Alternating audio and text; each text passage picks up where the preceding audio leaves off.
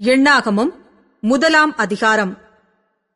இஸ்ரவேலர் எகிப்து தேசத்திலிருந்து புறப்பட்ட 2 வருஷம் 2 மாதம் 1 தேதியில் கர்த்தர் சீனாய் வனாந்திரத்தில் இருக்கிற ஆசரிப்பு கூடாரத்திலே மோசேயை நோக்கி, நீங்கள் இஸ்ரவேல் புத்திரரின் முழு சபையாயிருக்கிற அவர்கள் பிதாக்களுடைய வீட்டு வம்சங்களிலுள்ள புருஷர்களாகிய சகல தலைகளையும் பேர் பேராக எண்ணி தொகையேற்றுங்கள்.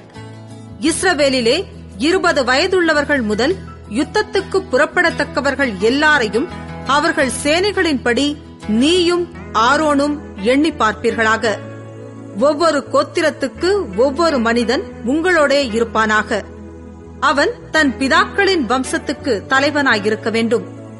உங்களோடே நிற்க வேண்டிய மனிதருடைய நாமங்களாவன: ரூபன் கோத்திரத்தில் சேதேயூருடைய குமாரன் எலிசூர், சிமியோன் கோத்திரத்தில் சூரிஷதாயின் குமாரன் செலூமியேல், யூதா கோத்திரத்தில் அம்மினதாபின் குமாரன் நகசோன், இசக்கார் கோத்திரத்தில் சூவாரின் குமாரன் நெத்தனேயேல், செபுலோன் கோத்திரத்தில் ஏலோனின் குமாரன் எலியாப், யோசேப்பின் குமாரராகிய எப்பிராயிம் கோத்திரத்தில் அம்மியூதின் குமாரன் எலிஷாமா, மனாசே கோத்திரத்தில் பெதாசூரின் குமாரன் கமாலியேல், பென்யமீன் கோத்திரத்தில் கீதையோனின் குமாரன் அபிதான், தான் கோத்திரத்தில் அம்மிஷதாயின் குமாரன் அகியேசேர், ஆசேர் கோத்திரத்தில் ஓகிரானின் குமாரன் பாகியேல், காத் கோத்திரத்தில் தேகுவேலின் குமாரன் எலியாசாப், நப்தலி கோத்திரத்தில் ஏனானின் குமாரன் அகிரா.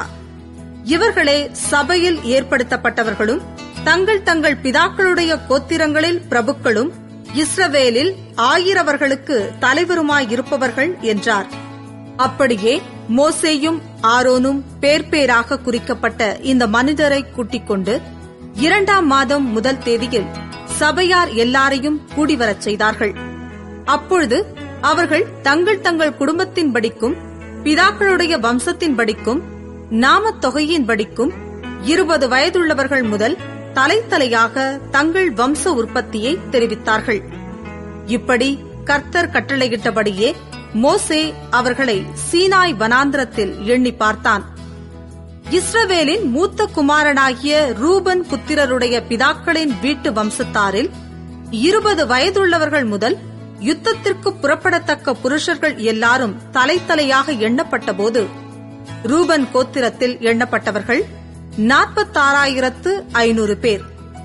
சிமியோன் புத்திரருடைய பிதாக்களின் வீட்டு வம்சத்தாரில் 20 வயதுள்ளவர்கள் முதல் யுத்தத்திற்கு புறப்படத்தக்க புருஷர்கள் எல்லாரும் தலைத்தலையாக எண்ணப்பட்டபோது சிமியோன் கோத்திரத்தில் எண்ணப்பட்டவர்கள் 59,300 பேர். காத் புத்திரருடைய பிதாக்களின் வீட்டு வம்சத்தாரில் 20 வயதுள்ளவர்கள் முதல் யுத்தத்திற்கு புறப்படத்தக்க புருஷர்கள் எல்லாரும் எண்ணப்பட்டபோது காத் கோத்திரத்தில் எண்ணப்பட்டவர்கள் 45,650 பேர். யூதா புத்திரருடைய பிதாக்களின் வீட்டு வம்சத்தாரில் 20 வயதுள்ளவர்கள் முதல் யுத்தத்திற்கு புறப்படத்தக்க புருஷர்கள் எல்லாரும் எண்ணப்பட்டபோது யூதா கோத்திரத்தில் எண்ணப்பட்டவர்கள் 74,600 பேர். இசக்கார் புத்திரருடைய பிதாக்களின் வீட்டு வம்சத்தாரில் 20 வயதுள்ளவர்கள் முதல் யுத்தத்திற்கு புறப்படத்தக்க புருஷர்கள் எல்லாரும் எண்ணப்பட்டபோது இசக்கார் கோத்திரத்தில் எண்ணப்பட்டவர்கள் 54,400 பேர். செபுலோன் புத்திரருடைய பிதாக்களின் வீட்டு வம்சத்தாரில் 20 வயதுள்ளவர்கள் முதல் யுத்தத்திற்கு புறப்படத்தக்க புருஷர்கள் எல்லாரும் எண்ணப்பட்டபோது செபுலோன் கோத்திரத்தில் எண்ணப்பட்டவர்கள் 57,400 பேர். யோசேப்பின் குமாரரில் எப்பிராயிம் புத்திரருடைய பிதாக்களின் வீட்டு வம்சத்தாரில் 20 வயதுள்ளவர்கள் முதல் யுத்தத்திற்கு புறப்படத்தக்க புருஷர்கள் எல்லாரும் எண்ணப்பட்டபோது எப்பிராயிம் கோத்திரத்தில் எண்ணப்பட்டவர்கள் 40,500 பேர். மனாசே புத்திரருடைய பிதாக்களின் வீட்டு வம்சத்தாரில் 20 வயதுள்ளவர்கள் முதல் யுத்தத்திற்கு புறப்படத்தக்க புருஷர்கள் எல்லாரும் எண்ணப்பட்டபோது மனாசே கோத்திரத்தில் எண்ணப்பட்டவர்கள் 30,200 பேர். பென்யமீன் புத்திரருடைய பிதாக்களின் வீட்டு வம்சத்தாரில் 20 வயதுள்ளவர்கள் முதல் யுத்தத்திற்கு புறப்படத்தக்க புருஷர்கள் எல்லாரும் எண்ணப்பட்டபோது பென்யமீன் கோத்திரத்தில் எண்ணப்பட்டவர்கள் 35,400 பேர். தான் புத்திரருடைய பிதாக்களின் வீட்டு வம்சத்தாரில் 20 வயதுள்ளவர்கள் முதல் யுத்தத்திற்கு புறப்படத்தக்க புருஷர்கள் எல்லாரும் எண்ணப்பட்டபோது தான் கோத்திரத்தில் எண்ணப்பட்டவர்கள் 63,700 பேர். ஆசேர் புத்திரருடைய பிதாக்களின் வீட்டு வம்சத்தாரில் 20 வயதுள்ளவர்கள் முதல் யுத்தத்திற்கு புறப்படத்தக்க புருஷர்கள் எல்லாரும் எண்ணப்பட்டபோது ஆசேர் கோத்திரத்தில் எண்ணப்பட்டவர்கள் 41,500 பேர். நப்தலி புத்திரருடைய பிதாக்களின் வீட்டு வம்சத்தாரில் 20 வயதுள்ளவர்கள் முதல் யுத்தத்திற்கு புறப்படத்தக்க புருஷர்கள் எல்லாரும் எண்ணப்பட்டபோது நப்தலி கோத்திரத்தில் எண்ணப்பட்டவர்கள் 53,400 பேர். எண்ணப்பட்டவர்கள் இவர்களே. மோசேயும் ஆரோனும் இஸ்ரவேலுடைய பிதாக்களின் வம்சத்தில் ஒவ்வொரு வம்சத்துக்கு ஒவ்வொரு பிரபுவாகிய 12 பேரும் எண்ணினார்கள். இஸ்ரவேல் புத்திரருடைய பிதாக்களின் வம்சத்தில் 20 வயதுள்ளவர்கள் முதல் இஸ்ரவேலில் யுத்தத்திற்கு புறப்படத்தக்கவர்களாகிய எண்ணப்பட்ட பேர்கள் எல்லாரும் 6,03,550 பேராயிருந்தார்கள். லேவியர் தங்கள் பிதாக்களுடைய கோத்திரத்தின்படியே மற்றவர்களுடனே எண்ணப்படவில்லை. கர்த்தர் மோசேயை நோக்கி, நீ லேவி கோத்திரத்தாரை மாத்திரம் எண்ணாமலும் இஸ்ரவேல் புத்திரருக்குள்ளே அவர்கள் தொகையை ஏற்றாமலும் லேவியரை சாட்சியின் வாசஸ்தலத்திற்கும் அதனுடைய சகல பணிமுட்டுகளுக்கும் அதிலுள்ள சமஸ்த பொருள்களுக்கும் விசாரிப்புக்காரராக ஏற்படுத்து. அவர்கள் வாசஸ்தலத்தையும் அதன் சகல பணிமுட்டுகளையும் சுமப்பார்களாக. அதனிடத்தில் ஊழியம் செய்து வாசஸ்தலத்தை சுற்றிலும் பாளையம் இறங்க கடவர்கள். வாசஸ்தலம் புறப்படும் போது லேவியர் அதை இறக்கி வைத்து அது ஸ்தாபனம் பண்ணப்படும் போது லேவியர் அதை எடுத்து நிறுத்த கடவர்கள். அந்நியன் அதற்கு சமீபத்தில் வந்தால் கொலை செய்யப்பட கடவன். இஸ்ரவேல் புத்திரர் தங்கள் தங்கள் பாளையத்தோடும் தங்கள் தங்கள் சேனையின் கொடியோடும் கூடாரம் போட கடவர்கள்.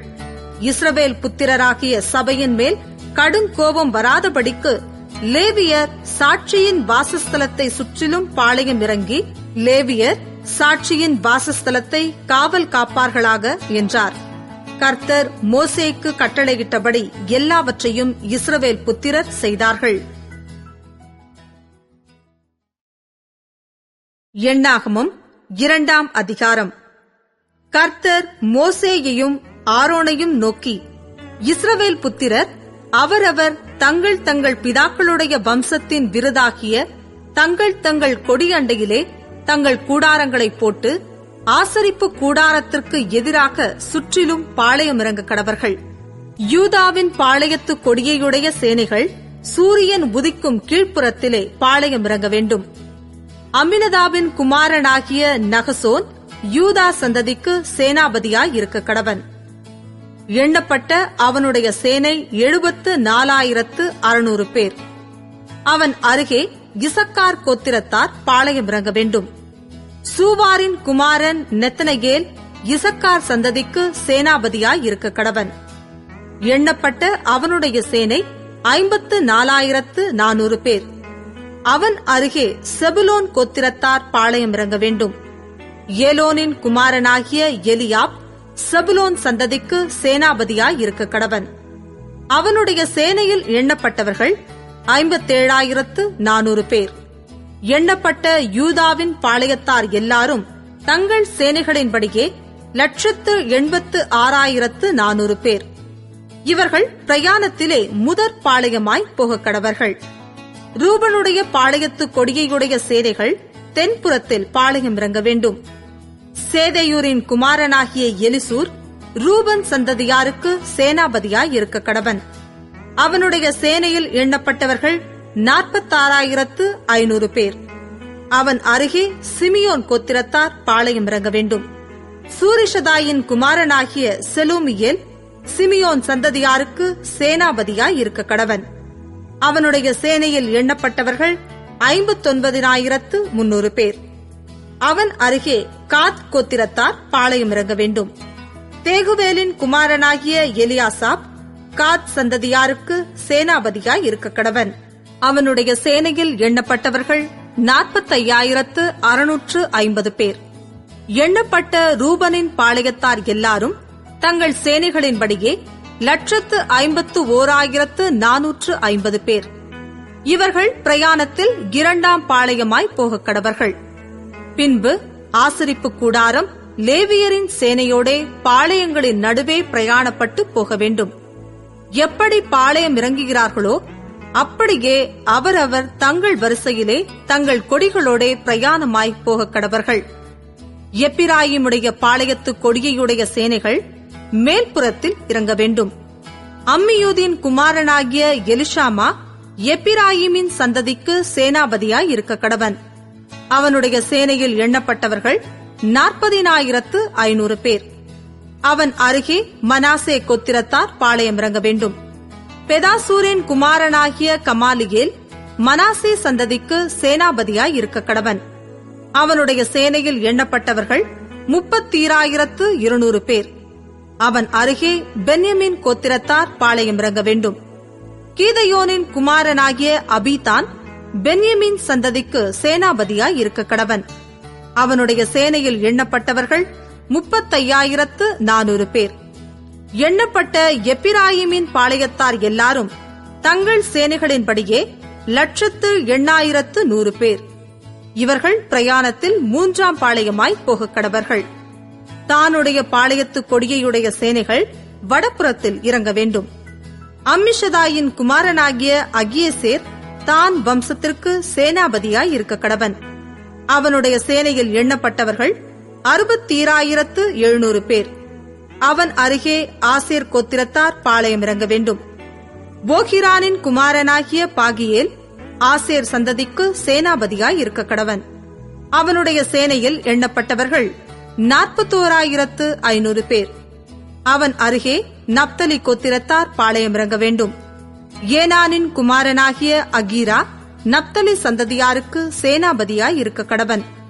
அவனுடைய சேனையில் எண்ணப்பட்டவர்கள் 53,400 பேர். எண்ணப்பட்ட தானின் பாளையத்தார் எல்லாரும் 1,57,600 பேர். இவர்கள் தங்கள் கொடிகளோடே பின் பாளையமாய் போகக் கடவர்கள். இவர்களே தங்கள் தங்கள் பிதாக்களின் வம்சத்தின்படி இஸ்ரவேல் புத்திரரில் எண்ணப்பட்டவர்கள். பாளையங்களிலே தங்கள் தங்கள் சேனைகளின்படியே எண்ணப்பட்டவர்கள் எல்லாரும் 6,03,550 பேராய் இருந்தார்கள்.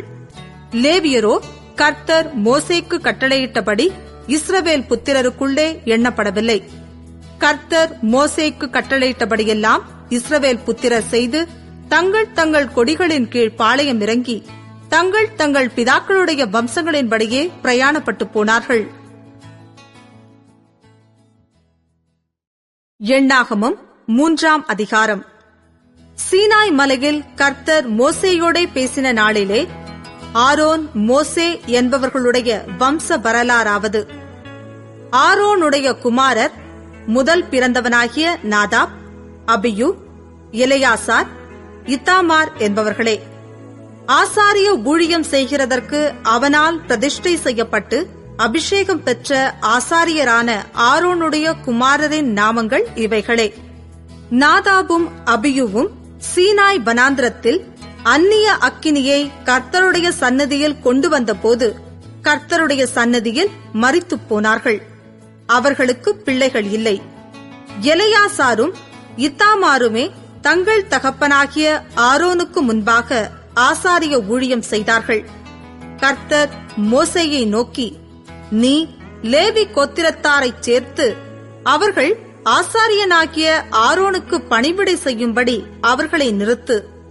அவர்கள் ஆசரிப்பு கூடாரத்துக்கு முன்பாக அவனுடைய காவலையும் எல்லா சபையின் காவலையும் காத்து வாசஸ்தலத்தின் பணிவிடை வேலைகளை செய்ய கடவர்கள். அவர்கள் ஆசரிப்பு கூடாரத்தின் தட்டுமுட்டு முதலானவைகளையும் இஸ்ரவேல் புத்திரரின் காவலையும் காத்து வாசஸ்தலத்தின் பணிவிடைகளை செய்ய கடவர்கள்.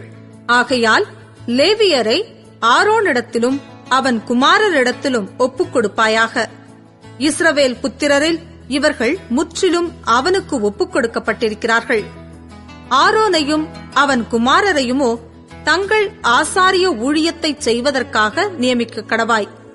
அந்த ஊழியத்தை செய்யும்படி சேருகிற அந்நியன் கொலை செய்யப்பட கடவன் என்றார். பின்னும் கர்த்தர் மோசேயை நோக்கி, இஸ்ரவேல் புத்திரரில் கர்ப்பம் திறந்து பிறக்கிற முதற் பேரான யாவுக்கும் பதிலாக நான் லேவியரை இஸ்ரவேல் புத்திரரிலிருந்து எடுத்துக்கொண்டேன். அவர்கள் என்னுடையவர்களாயிருக்கிறார்கள். முதற்பேறானவை எல்லாம் என்னுடையவை. நான் எகிப்து தேசத்தில் முதற்பேறான யாவையும் சங்கரித்த நாளில் இஸ்ரவேலில் மனிதர் முதல் மிருக ஜீவன் மட்டுமுள்ள முதற்பேறான யாவையும் எனக்கென்று பரிசுத்தப்படுத்தினதினாலே அவைகள் என்னுடையவைகளாயிருக்கும். நான் கர்த்தர் என்றார். பின்னும் கர்த்தர் சீனாய் வனாந்திரத்தில் மோசேயை நோக்கி, லேவி புத்திரரை அவர்கள் பிதாக்களின் வம்சங்களின்படியே எண்ணுவாயாக. அவர்களில் 1 மாதம் முதல் அதற்கு மேற்பட்ட வயதுள்ள ஆண் பிள்ளைகளை எல்லாம் எண்ணுவாயாக என்றார். அப்பொழுது கர்த்தருடைய வாக்கின்படி மோசே தனக்கு கற்பிக்கப்பட்ட பிரகாரம் அவர்களை எண்ணினான். லேவியின் குமாரர் தங்கள் நாமங்களின்படியே கெர்சோன், கோகாத், மெராரி என்பவர்கள். தங்கள் வம்சத்தின்படியே கெர்சோனுடைய குமாரரின் நாமங்கள் லிப்னி, சீமேயி என்பவைகள். தங்கள் வம்சங்களின்படியே கோகாத்துடைய குமாரர் அம்ராம், இத்சேயார், எப்ரோன், ஊசியேல் என்பவர்கள். தங்கள் வம்சங்களின்படியே மெராரியினுடைய குமாரர் மகேலி, மூசி என்பவர்கள். இவர்களே லேவியருடைய பிதாக்களின் வம்சத்தார். கெர்சோனின் வழியாய் லிப்னியரின் வம்சமும் சீமேயியர் வம்சமும் தோன்றின. இவைகளே கெர்சோனியரின் வம்சங்கள். அவர்களில் 1 மாதம் முதல் அதற்கு மேற்பட்ட வயதுள்ள ஆண் பிள்ளைகளெல்லாம் எண்ணப்பட்ட போது எண்ணப்பட்டவர்கள் 7500 பேராயிருந்தார்கள். கெர்சோனியரின் வம்சங்கள் வாசஸ்தலத்தின் பின்புறத்தில் மேற்கே பாளையம் இறங்க வேண்டும். கெர்சோனியருடைய தகப்பன் வம்சத்துக்கு தலைவன் லாயேலின் குமாரனாகிய எலியாசாப் என்பவன். ஆசரிப்பு கூடாரத்திலே கெர்சோன் புத்திரரின் காவலாவது. வாசஸ்தலமும் கூடாரமும் அதன் மூடியும் ஆசரிப்பு கூடார வாசல் மறைவும் வாசஸ்தல தண்டையிலும் பலிப்பீட தண்டையிலும் சுற்றிலும் இருக்கிற பிரகாரத்தின் தொங்கு திரைகளும் பிரகார வாசல் மூடுத்திரையும் அவைகளின் வேலைகளுக்கெல்லாம் உரிய அவைகளின் கயிறுகளுமே. கோகாத்தின் வழியாய் அம்ராமியரின் வம்சமும் இத்சேயாரின் வம்சமும் எப்ரோனியரின் வம்சமும் ஊசியேலரின் வம்சமும் தோன்றின. இவைகளே கோகாத்தியரின் வம்சங்கள். 1 மாதம் முதல் அதற்கு மேற்பட்ட வயதுள்ள ஆண் பிள்ளைகளெல்லாம் எண்ணப்பட்ட போது பரிசுத்த ஸ்தலத்துக்குரியவைகளை காப்பவர்கள் 8600 பேராய் இருந்தார்கள். கோகாத் புத்திரரின் வம்சங்கள் வாசஸ்தலத்தின் தென்புறமான பக்கத்திலே பாளையம் இறங்க வேண்டும். அவர்களின் தலைவன் ஊசியேலின் குமாரனாகிய எல்சாபான். அவர்களுடைய காவலாவது பெட்டியும் மேஜையும் குத்துவிளக்கும் பீடங்களும் ஆராதனைக்கேற்ற பரிசுத்த ஸ்தலத்தின் பணிமுட்டுகளும் தொங்குத்திரையும் அதனுடைய எல்லா வேலைகளுக்கும் ஏற்றவைகளுமே. ஆசாரியனாகிய ஆரோனின் குமாரன் எலெயாசார் என்பவன் லேவியருடைய தலைவர்களுக்கு தலைவராய் பரிசுத்த ஸ்தலத்தை காவல் காக்கிறவர்களுக்கு விசாரிப்புக்காரனாய் இருக்க வேண்டும். மெராரியின் வழியாய் மகேலியரின் வம்சமும் மூசியரின் வம்சமும் தோன்றின. இவைகளே மெராரியின் வம்சங்கள். அவர்களில் 1 மாதம் முதல் அதற்கு மேற்பட்ட வயதுள்ள ஆண் பிள்ளைகளெல்லாம் எண்ணப்பட்ட போது எண்ணப்பட்டவர்கள் 6200 பேராய் இருந்தார்கள். அபியாயேலின் குமாரனாகிய சூரியேல் என்பவன் அவர்களுக்கு தலைவனாயிருந்தான். இவர்கள் வாசஸ்தலத்தின் வடப்புறமான பக்கத்தில் பாளையம் இறங்க வேண்டும். அவர்களுடைய காவல் விசாரிப்பாவது வாசஸ்தலத்தின் பலகைகளும் தாழ்பாள்களும் தூண்களும் பாதங்களும் அதனுடைய எல்லா பணிமுட்டுகளும் அதற்கடுத்தவைகள் அனைத்தும் சுற்றுப்பிரகாரத்தின் தூண்களும் அவைகளின் பாதங்களும் முளைகளும் கயிறுகளுமே. ஆசரிப்பு கூடாரமாகிய வாசஸ்தலத்துக்கு முன்பாக சூரியன் உதிக்கும் கீழ்ப்புறத்திலே மோசேயும் ஆரோனும் அவன் குமாரரும் கூடாரங்களை போட்டு இறங்கி இஸ்ரவேல் புத்திரரின் காவலுக்கு பதிலாக பரிசுத்த ஸ்தலத்தை காவல் காக்க வேண்டும். வாசஸ்தலத்தில் சேருகிற அந்நியன் கொலை செய்யப்பட கடவன். மோசேயும் ஆரோனும் கர்த்தருடைய வாக்கின்படி லேவியரில் 1 மாதம் முதல் அதற்கு மேற்பட்ட வயதுள்ள ஆண் பிள்ளைகளை எல்லாம் அவர்களுடைய வம்சங்களின்படியே எண்ணினார்கள். அவர்கள் 20000 பேராய் இருந்தார்கள். அதன் பின்பு கர்த்தர் மோசேயை நோக்கி, நீ இஸ்ரவேல் புத்திரரில் 1 மாதம் முதல் அதற்கு மேற்பட்ட வயதுள்ள முதற்பேறான ஆண் பிள்ளைகளையெல்லாம் எண்ணி அவர்கள் நாமங்களை தொகையேற்றி, இஸ்ரவேல் புத்திரரிலுள்ள முதற்பேறான யாவுக்கும் பதிலாக லேவியரையும், இஸ்ரவேல் புத்திரரின் மிருக ஜீவன்களிலுள்ள தலையீற்றான யாவுக்கும் பதிலாக லேவியரின் மிருக ஜீவன்களையும் எனக்கென்று பிரித்தெடு, நான் கர்த்தர் என்றார். அப்பொழுது மோசே கர்த்தர் தனக்கு கட்டளையிட்டபடியே இஸ்ரவேல் புத்திரரிலுள்ள முதற்பேறான யாவரையும் எண்ணினான். 1 மாதம் முதல் அதற்கு மேற்பட்ட வயதுள்ள முதற்பேறான ஆண் பிள்ளைகள் எல்லாரும் பேர் பேராக எண்ணப்பட்ட போது 20,273 பேராய் இருந்தார்கள். அப்பொழுது கர்த்தர் மோசேயை நோக்கி, நீ இஸ்ரவேல் புத்திரரிலுள்ள முதற்பேறான யாவருக்கும் பதிலாக லேவியரையும், அவர்களுடைய மிருக ஜீவன்களுக்கு பதிலாக லேவியரின் மிருக ஜீவன்களையும் பிரித்திடு. லேவியர் என்னுடையவர்களாயிருப்பார்கள், நான் கர்த்தர். இஸ்ரவேல் புத்திரருடைய முதற்பேறுகளில் லேவியரின் தொகைக்கு அதிகமாயிருந்து மீட்கப்பட வேண்டிய 273 பேரிடத்திலும் நீ தலைக்கு 5 சேக்கல் வீதமாக பரிசுத்த சேக்கல் கணக்கின்படி வாங்குவாயாக. அந்த சேக்கலானது 20 கேரா. லேவியருடைய தொகைக்கு அதிகமானவர்கள் மீட்கப்படும் திரவியத்தை ஆரோனுக்கும் அவன் குமாரருக்கும் கொடுப்பாயாக என்றார்.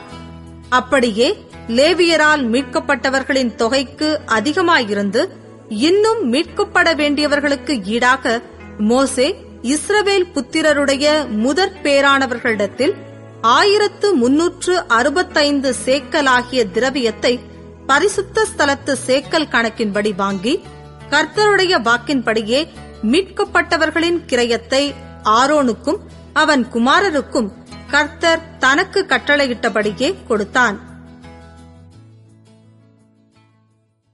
எண்ணாகமம் 4ஆம் அதிகாரம். கர்த்தர் மோசேயையும் ஆரோனையும் நோக்கி, லேவியன் புத்திரருக்குள்ளே இருக்கிற கோகாத் புத்திரருடைய பிதாக்களின் வீட்டு வம்சங்களில் ஆசரிப்பு கூடாரத்திலே வேலை செய்யும் சேனைக்கு உட்படத்தக்க 30 வயது முதல் 50 வயது வரைக்கும் உள்ள எல்லாரையும் எண்ணி தொகையிடுவாயாக. ஆசரிப்பு கூடாரத்திலே கோகாத் புத்திரரின் பணிவிடை மகா பரிசுத்தமானவைகளுக்குரியது. பாளையம் புறப்படும் போது ஆரோனும் அவன் குமாரரும் வந்து மறைவின் திரைச்சீலையை இறக்கி அதனாலே சாட்சியின் பெட்டியை மூடி, அதின்மேல் தகசுத்தோல் மூடியை போட்டு, அதின்மேல் முற்றிலும் நீளமான துப்பட்டியை விரித்து அதன் தண்டுகளை பாய்ச்சி, சமூகத்தப்ப மேஜையின் மேல் நீல துப்பட்டியை விரித்து தட்டுகளையும் தூப கரண்டிகளையும் கிண்ணங்களையும் மூடுகிற தட்டுகளையும் அதின்மேல் வைப்பார்களாக. நித்திய அப்பமும் அதின்மேல் இருக்க கடவது. அவைகளின் மேல் அவர்கள் சிவப்பு துப்பட்டியை விரித்து அதை தகசுத்தோல் மூடியால் மூடி அதன் தண்டுகளை பாய்ச்சி, இளநீல துப்பட்டியை எடுத்து குத்து விளக்கு தண்டையும் அதன் அகல்களையும் அதன் கத்தரிகளையும் சாம்பல் பாத்திரங்களையும் அதற்குரிய எண்ணெய் பாத்திரங்களையும் மூடி, அதையும் அதற்கடுத்த தட்டுமுட்டுகள் யாவையும் தகசுத்தோல் மூடிக்குள்ளே போட்டு அதை ஒரு தண்டிலே கட்டி, பொற்பீடத்தின் மேல் இளநீல துப்பட்டியை விரித்து அதை தகசுத்தோல் மூடியால் மூடி அதன் தண்டுகளை பாய்ச்சி, பரிசுத்த ஸ்தலத்தில் வழங்கும் ஆராதனைக்கேற்ற சகல தட்டுமுட்டுகளையும் எடுத்து இளநீல துப்பட்டியிலே போட்டு தகசுத்தோல் மூடியினால் மூடி தண்டின் மேல் கட்டி, பலிபீடத்தை சாம்பலர விளக்கி அதின்மேல் இரத்தாம்பர துப்பட்டியை விரித்து அதின்மேல் ஆராதனைக்கேற்ற சகல பனிமுட்டுகளாகிய கலசங்களையும் முள் துறடுகளையும் சாம்பல் எடுக்கும் கரண்டிகளையும் கலசங்களையும் பலிபீடத்திற்கடுத்த எல்லா பாத்திரங்களையும் அதின்மேல் வைத்து அதின்மேல் தகசுத்தோல் மூடியை விரித்து அதன் தண்டுகளை பாய்ச்ச கடவர்கள். பாளையம் புறப்படும் போது ஆரோனும் அவன் குமாரரும் பரிசுத்த ஸ்தலத்தையும் அதனுடைய சகல பனிமுட்டுகளையும் மூடி தீர்ந்த பின்பு கோகாத் புத்திரர் அதை எடுத்துக்கொண்டு போகிறதற்கு வரக்கடவர்கள். அவர்கள் சாகாதபடிக்கு பரிசுத்தமானதை தொடாதிருக்க கடவர்கள்.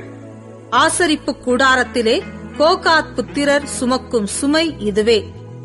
ஆசாரியனாகிய ஆரோனின் குமாரன் எலெயாசார் விளக்குக்கு எண்ணெயையும் சுகந்த தூப வர்க்கத்தையும் தினந்தோறும் இடும் போஜன பலியையும் அபிஷேக தைலத்தையும் வாசஸ்தலம் முழுவதையும் அதிலுள்ள யாவையும் பரிசுத்த ஸ்தலத்தையும் அதன் பணிமுட்டுகளையும் விசாரிக்க கடவன் என்றார்.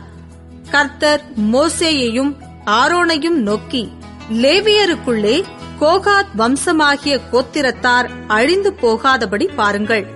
அவர்கள் மகா பரிசுத்தமானவைகளை கிட்டுகையில் சாகாமல் உயிரோடு இருக்கும்படிக்கு நீங்கள் அவர்களுக்காக செய்ய வேண்டியதாவது, ஆரோனும் அவன் குமாரரும் வந்து அவர்களில் அவனவனை அவனவன் செய்யும் வேலைக்கும் அவனவன் சுமக்கும் சுமைக்கும் நியமிக்க கடவர்கள். அவர்களோ சாகாதபடிக்கு பரிசுத்தமானவைகள் மூடப்படும் போது பார்க்கிறதற்கு உட்பிரவேசியாமல் இருப்பார்களாக என்றார். பின்னும் கர்த்தர் மோசேயை நோக்கி, கெர்சோன் புத்திரருடைய பிதாக்களின் வீட்டு வம்சங்களிலும் ஆசரிப்பு கூடாரத்திலே பணிவிடை வேலை செய்யும் சேனைக்கு உட்படத்தக்க 30 வயது முதல் 50 வயது வரைக்கும் உள்ள எல்லாரையும் எண்ணி தொகையேற்றுவாயாக. பணிவிடை செய்கிறதிலும் சுமக்கிறதிலும் கெர்சோன் வம்சத்தாரின் வேலையாவது, அவர்கள் வாசஸ்தலத்துக்கும் ஆசரிப்பு கூடாரத்துக்கும் உரிய தொங்கு திரையையும் மூடியையும் அவைகளின் மேல் இருக்கிற தகசுத்தோல் மூடியையும் ஆசரிப்பு கூடாரவாசல் மறைவையும் பிரகாரத்தின் தொங்கு திரைகளையும் வாசஸ்தல தண்டையிலும் பலிப்பீட தண்டையிலும் சுற்றிலும் இருக்கிற பிரகாரத்தினுடைய வாசல் தொங்கு திரையையும் அவைகளின் கயிறுகளையும் அவைகளின் வேலைக்கடுத்த கருவிகள் யாவையும் சுமந்து அவைகளுக்காக செய்ய வேண்டிய யாவையும் செய்ய கடவர்கள். கெர்சோன் புத்திரர் சுமக்க வேண்டிய சுமைகளும் செய்ய வேண்டிய பணிவிடைகளாகிய சகல வேலைகளும் ஆரோனும் அவன் குமாரரும் சொல்லுகிறபடியே செய்ய வேண்டும். அவர்கள் சுமக்க வேண்டிய சகல சுமைகளையும் நீங்கள் நியமித்து அவர்களிடத்தில் ஒப்புவியுங்கள். கெர்சோன் புத்திரரின் வம்சத்தார் ஆசரிப்பு கூடாரத்திலே செய்யும் பணிவிடை இதுதான். அவர்களை வேலை கொள்ளும் விசாரணை ஆசாரியனாகிய ஆரோனின் குமாரன் இத்தாமாருடைய கைக்குள் இருக்க வேண்டும். மெராரி புத்திரருடைய பிதாக்களின் வீட்டு வம்சங்களிலும் ஆசரிப்பு கூடாரத்திலே பணிவிடை வேலை செய்யும் சேனைக்கு உட்படத்தக்க 30 வயது முதல் 50 வயது வரைக்கும் உள்ள எல்லாரையும் எண்ணக்கடவாய்.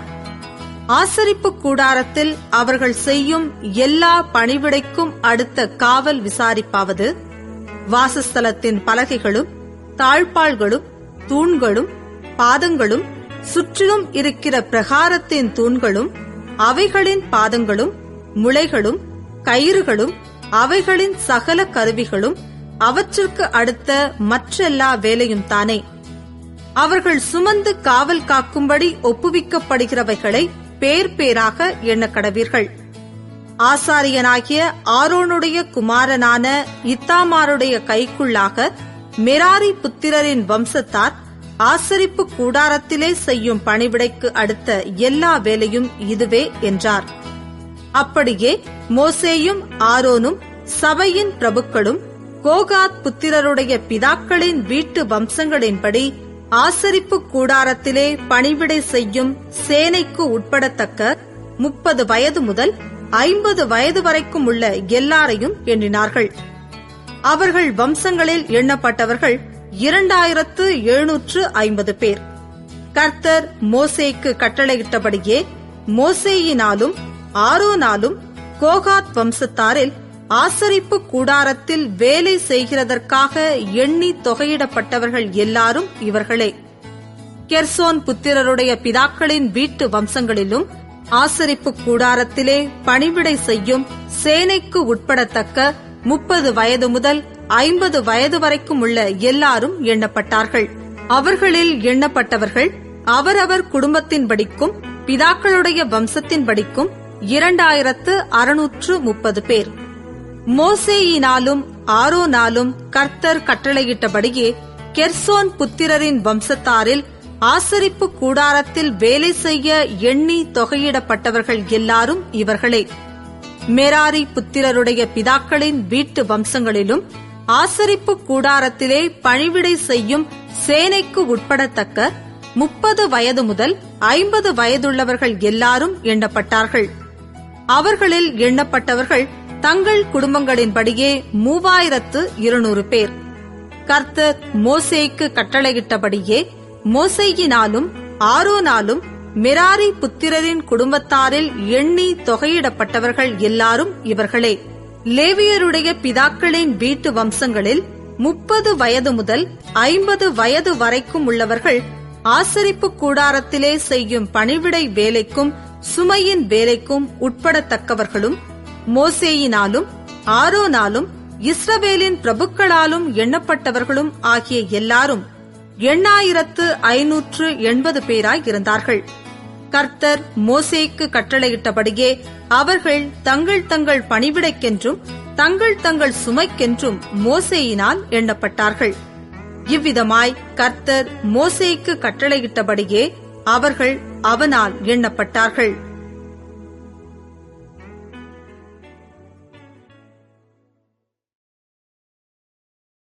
எண்ணாகமம் 5ஆம் அதிகாரம். கர்த்தர் மோசேயை நோக்கி, குஷ்டரோகிகள் யாவரையும், பிரமியமுள்ளவர்கள் யாவரையும், சவத்தினால் தீட்டுப்பட்டவர்கள் யாவரையும் பாளையத்திலிருந்து விலக்கிவிட இஸ்ரவேல் புத்திரருக்கு கட்டளையிடு. ஆண் பிள்ளையானாலும் பெண் பிள்ளையானாலும் அப்படிப்பட்டவர்களை நீங்கள் விலக்கி, நான் வாசம் பண்ணுகிற தங்கள் பாளையங்களை அவர்கள் தீட்டுப்படுத்தாதபடிக்கு நீங்கள் அவர்களை பாளையத்திற்கு புறம்பாக்கிவிட கடவீர்கள் என்றார். கர்த்தர் மோசேக்கு சொன்னபடியே இஸ்ரவேல் புத்திரர் செய்து அவர்களை பாளையத்திற்கு புறம்பாக்கிவிட்டார்கள்.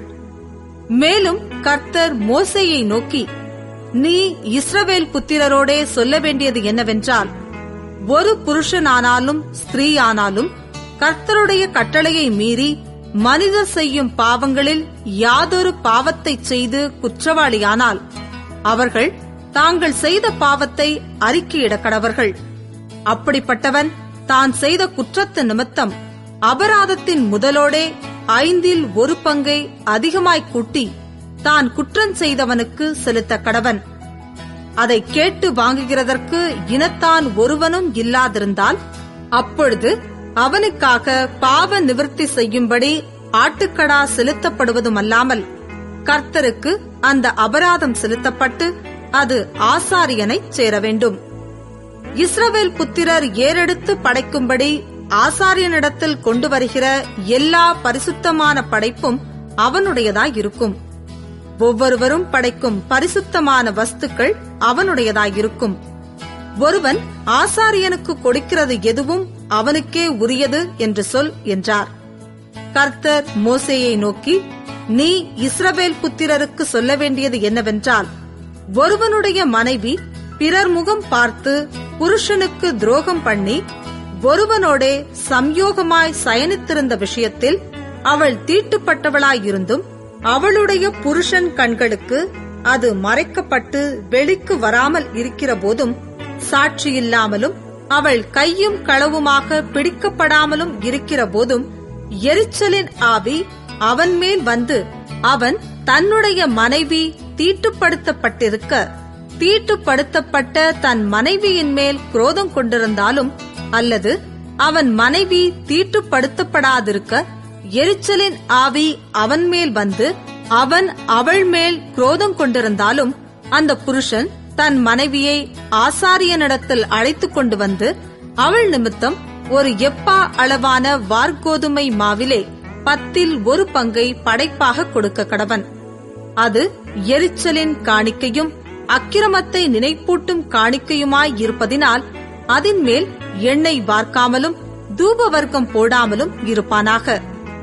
ஆசாரியன் அவளை சமீபத்தில் அழைத்து கர்த்தருடைய சன்னதியில் நிறுத்தி ஒரு மண்பாண்டத்திலே பரிசுத்த ஜலம் வார்த்து வாசஸ்தலத்தின் தரையிலிருக்கும் புழுதியிலே கொஞ்சம் எடுத்து அந்த ஜலத்திலே போட்டு ஸ்திரீயை கர்த்தருடைய சன்னதியில் நிறுத்தி அவள் முக்காட்டை நீக்கி எரிச்சலின் காணிக்கையாகிய நினைப்பூட்டுதலின் காணிக்கையை அவள் உள்ளங்கையிலே வைப்பானாக.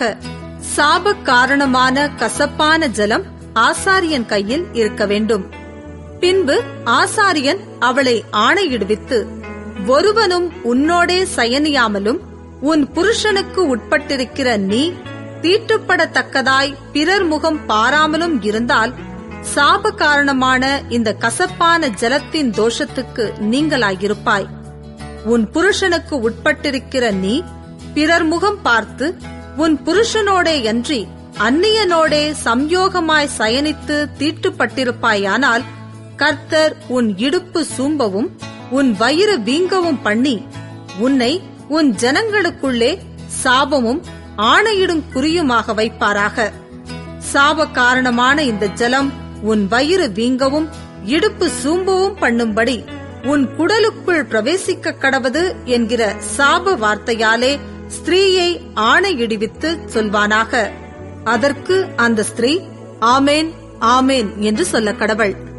பின்பு ஆசாரியன் இந்த சாப வார்த்தைகளை ஒரு சீட்டில் எழுதி அவைகளை கசப்பான ஜலத்தினால் கழுவி போட்டு சாப காரணமான அந்த கசப்பான ஜலத்தை அவள் குடிக்கும்படி பண்ணுவான்.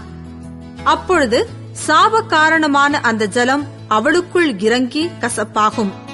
பின்பு ஆசாரியன் எரிச்சலின் காணிக்கையை அந்த ஸ்திரீயின் கையிலிருந்து வாங்கி அதை கர்த்தருடைய சன்னதியில் அசைவாட்டி பீடத்தின் மேல் செலுத்தி ஞாபக குறியாக அதிலே ஒரு கைப்பிடி நிறைய எடுத்து பீடத்தின் மேல் தகனித்து பின்பு ஸ்திரீக்கு அந்த ஜலத்தை குடிக்கும்படி கொடுக்க கடவன். அந்த ஜலத்தை குடிக்கச் செய்த பின்பு சம்பவிப்பதாவது, அவள் தீட்டுப்பட்டு தன் புருஷனுக்கு துரோகம் பண்ணியிருந்தால் சாப காரணமான அந்த ஜலம் அவளுக்குள் பிரவேசித்து கசப்புண்டானதினால் அவள் வயிறு வீங்கி அவள் இடுப்பு சூம்பும். இப்படியே அந்த ஸ்திரீ தன் ஜனங்களுக்குள்ளே சாபமாக இருப்பாள். அந்த ஸ்திரீ தீட்டுப்படாமல் சுத்தமாயிருந்தால் அவள் அதற்கு நீங்களாகி கர்ப்பம் தரிக்க தக்கவளாயிருப்பாள். ஒரு ஸ்திரீ தன் புருஷனோடே அன்றி அந்நிய புருஷனோடே சேர்ந்து தீட்டுப்பட்டதினால் உண்டான எரிச்சலுக்கும் புருஷன் மேல் எரிச்சலின் ஆவி வருகிறதினால் அவன் தன் மனைவியின் மேல் அடைந்த சமுசயத்துக்கும் அடுத்த பிரமாணம் இதுவே. அவன் கர்த்தருடைய சந்நிதியில் தன் மனைவியை நிறுத்துவானாக. ஆசாரியன் இந்த பிரமாணத்தின்படியெல்லாம் அவளுக்கு செய்ய கடவன். புருஷனானவன் அக்கிரமத்திற்கு நீங்களாயிருப்பான். அப்படிப்பட்ட ஸ்திரீயோ தன் அக்கிரமத்தை சுமப்பாள் என்று சொல் என்றார்.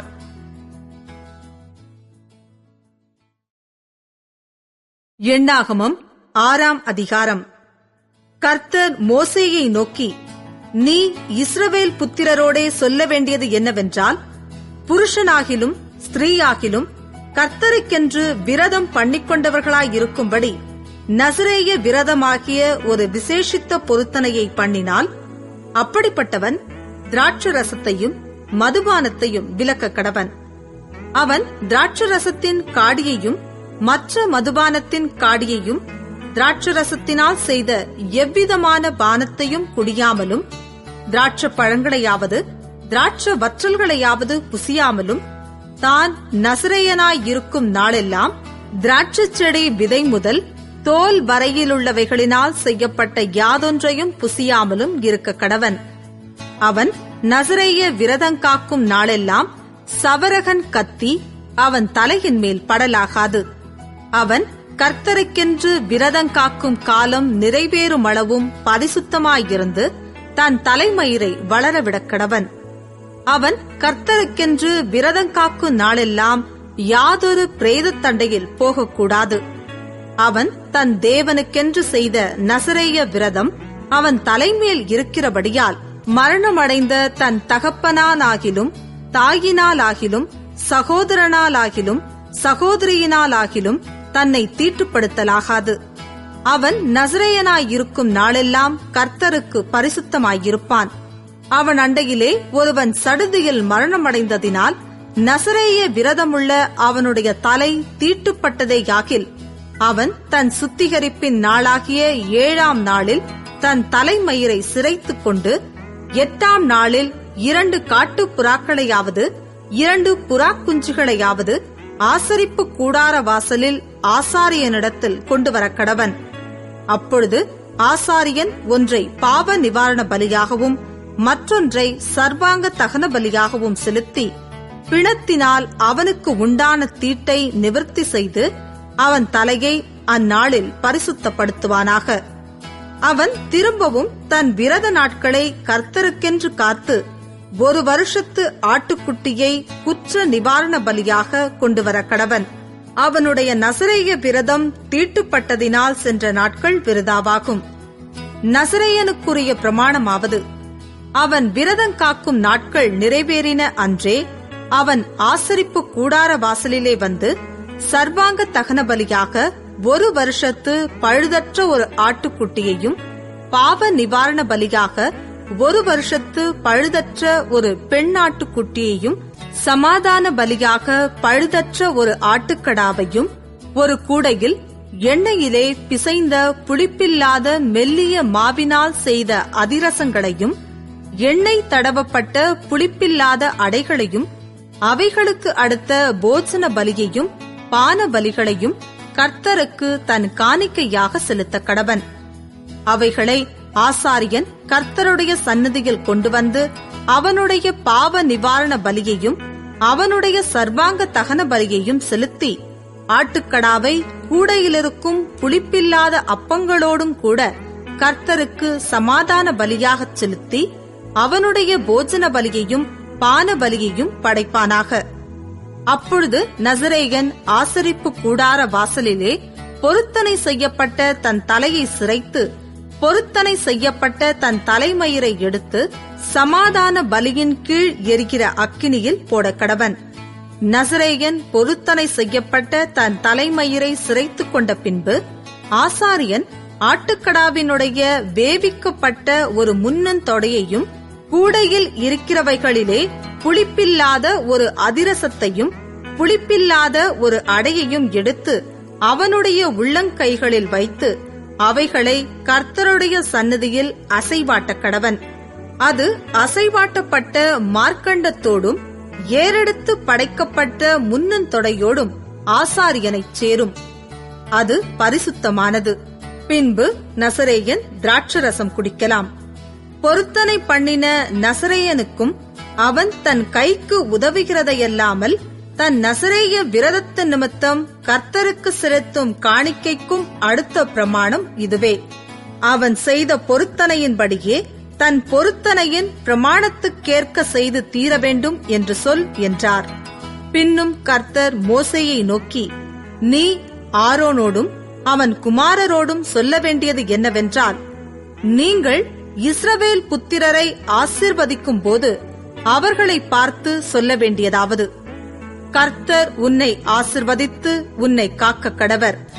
கர்த்தர் தம்முடைய முகத்தை உன்மேல் பிரகாசிக்க பண்ணி உன்மேல் கிருபையாயிருக்க கடவர்.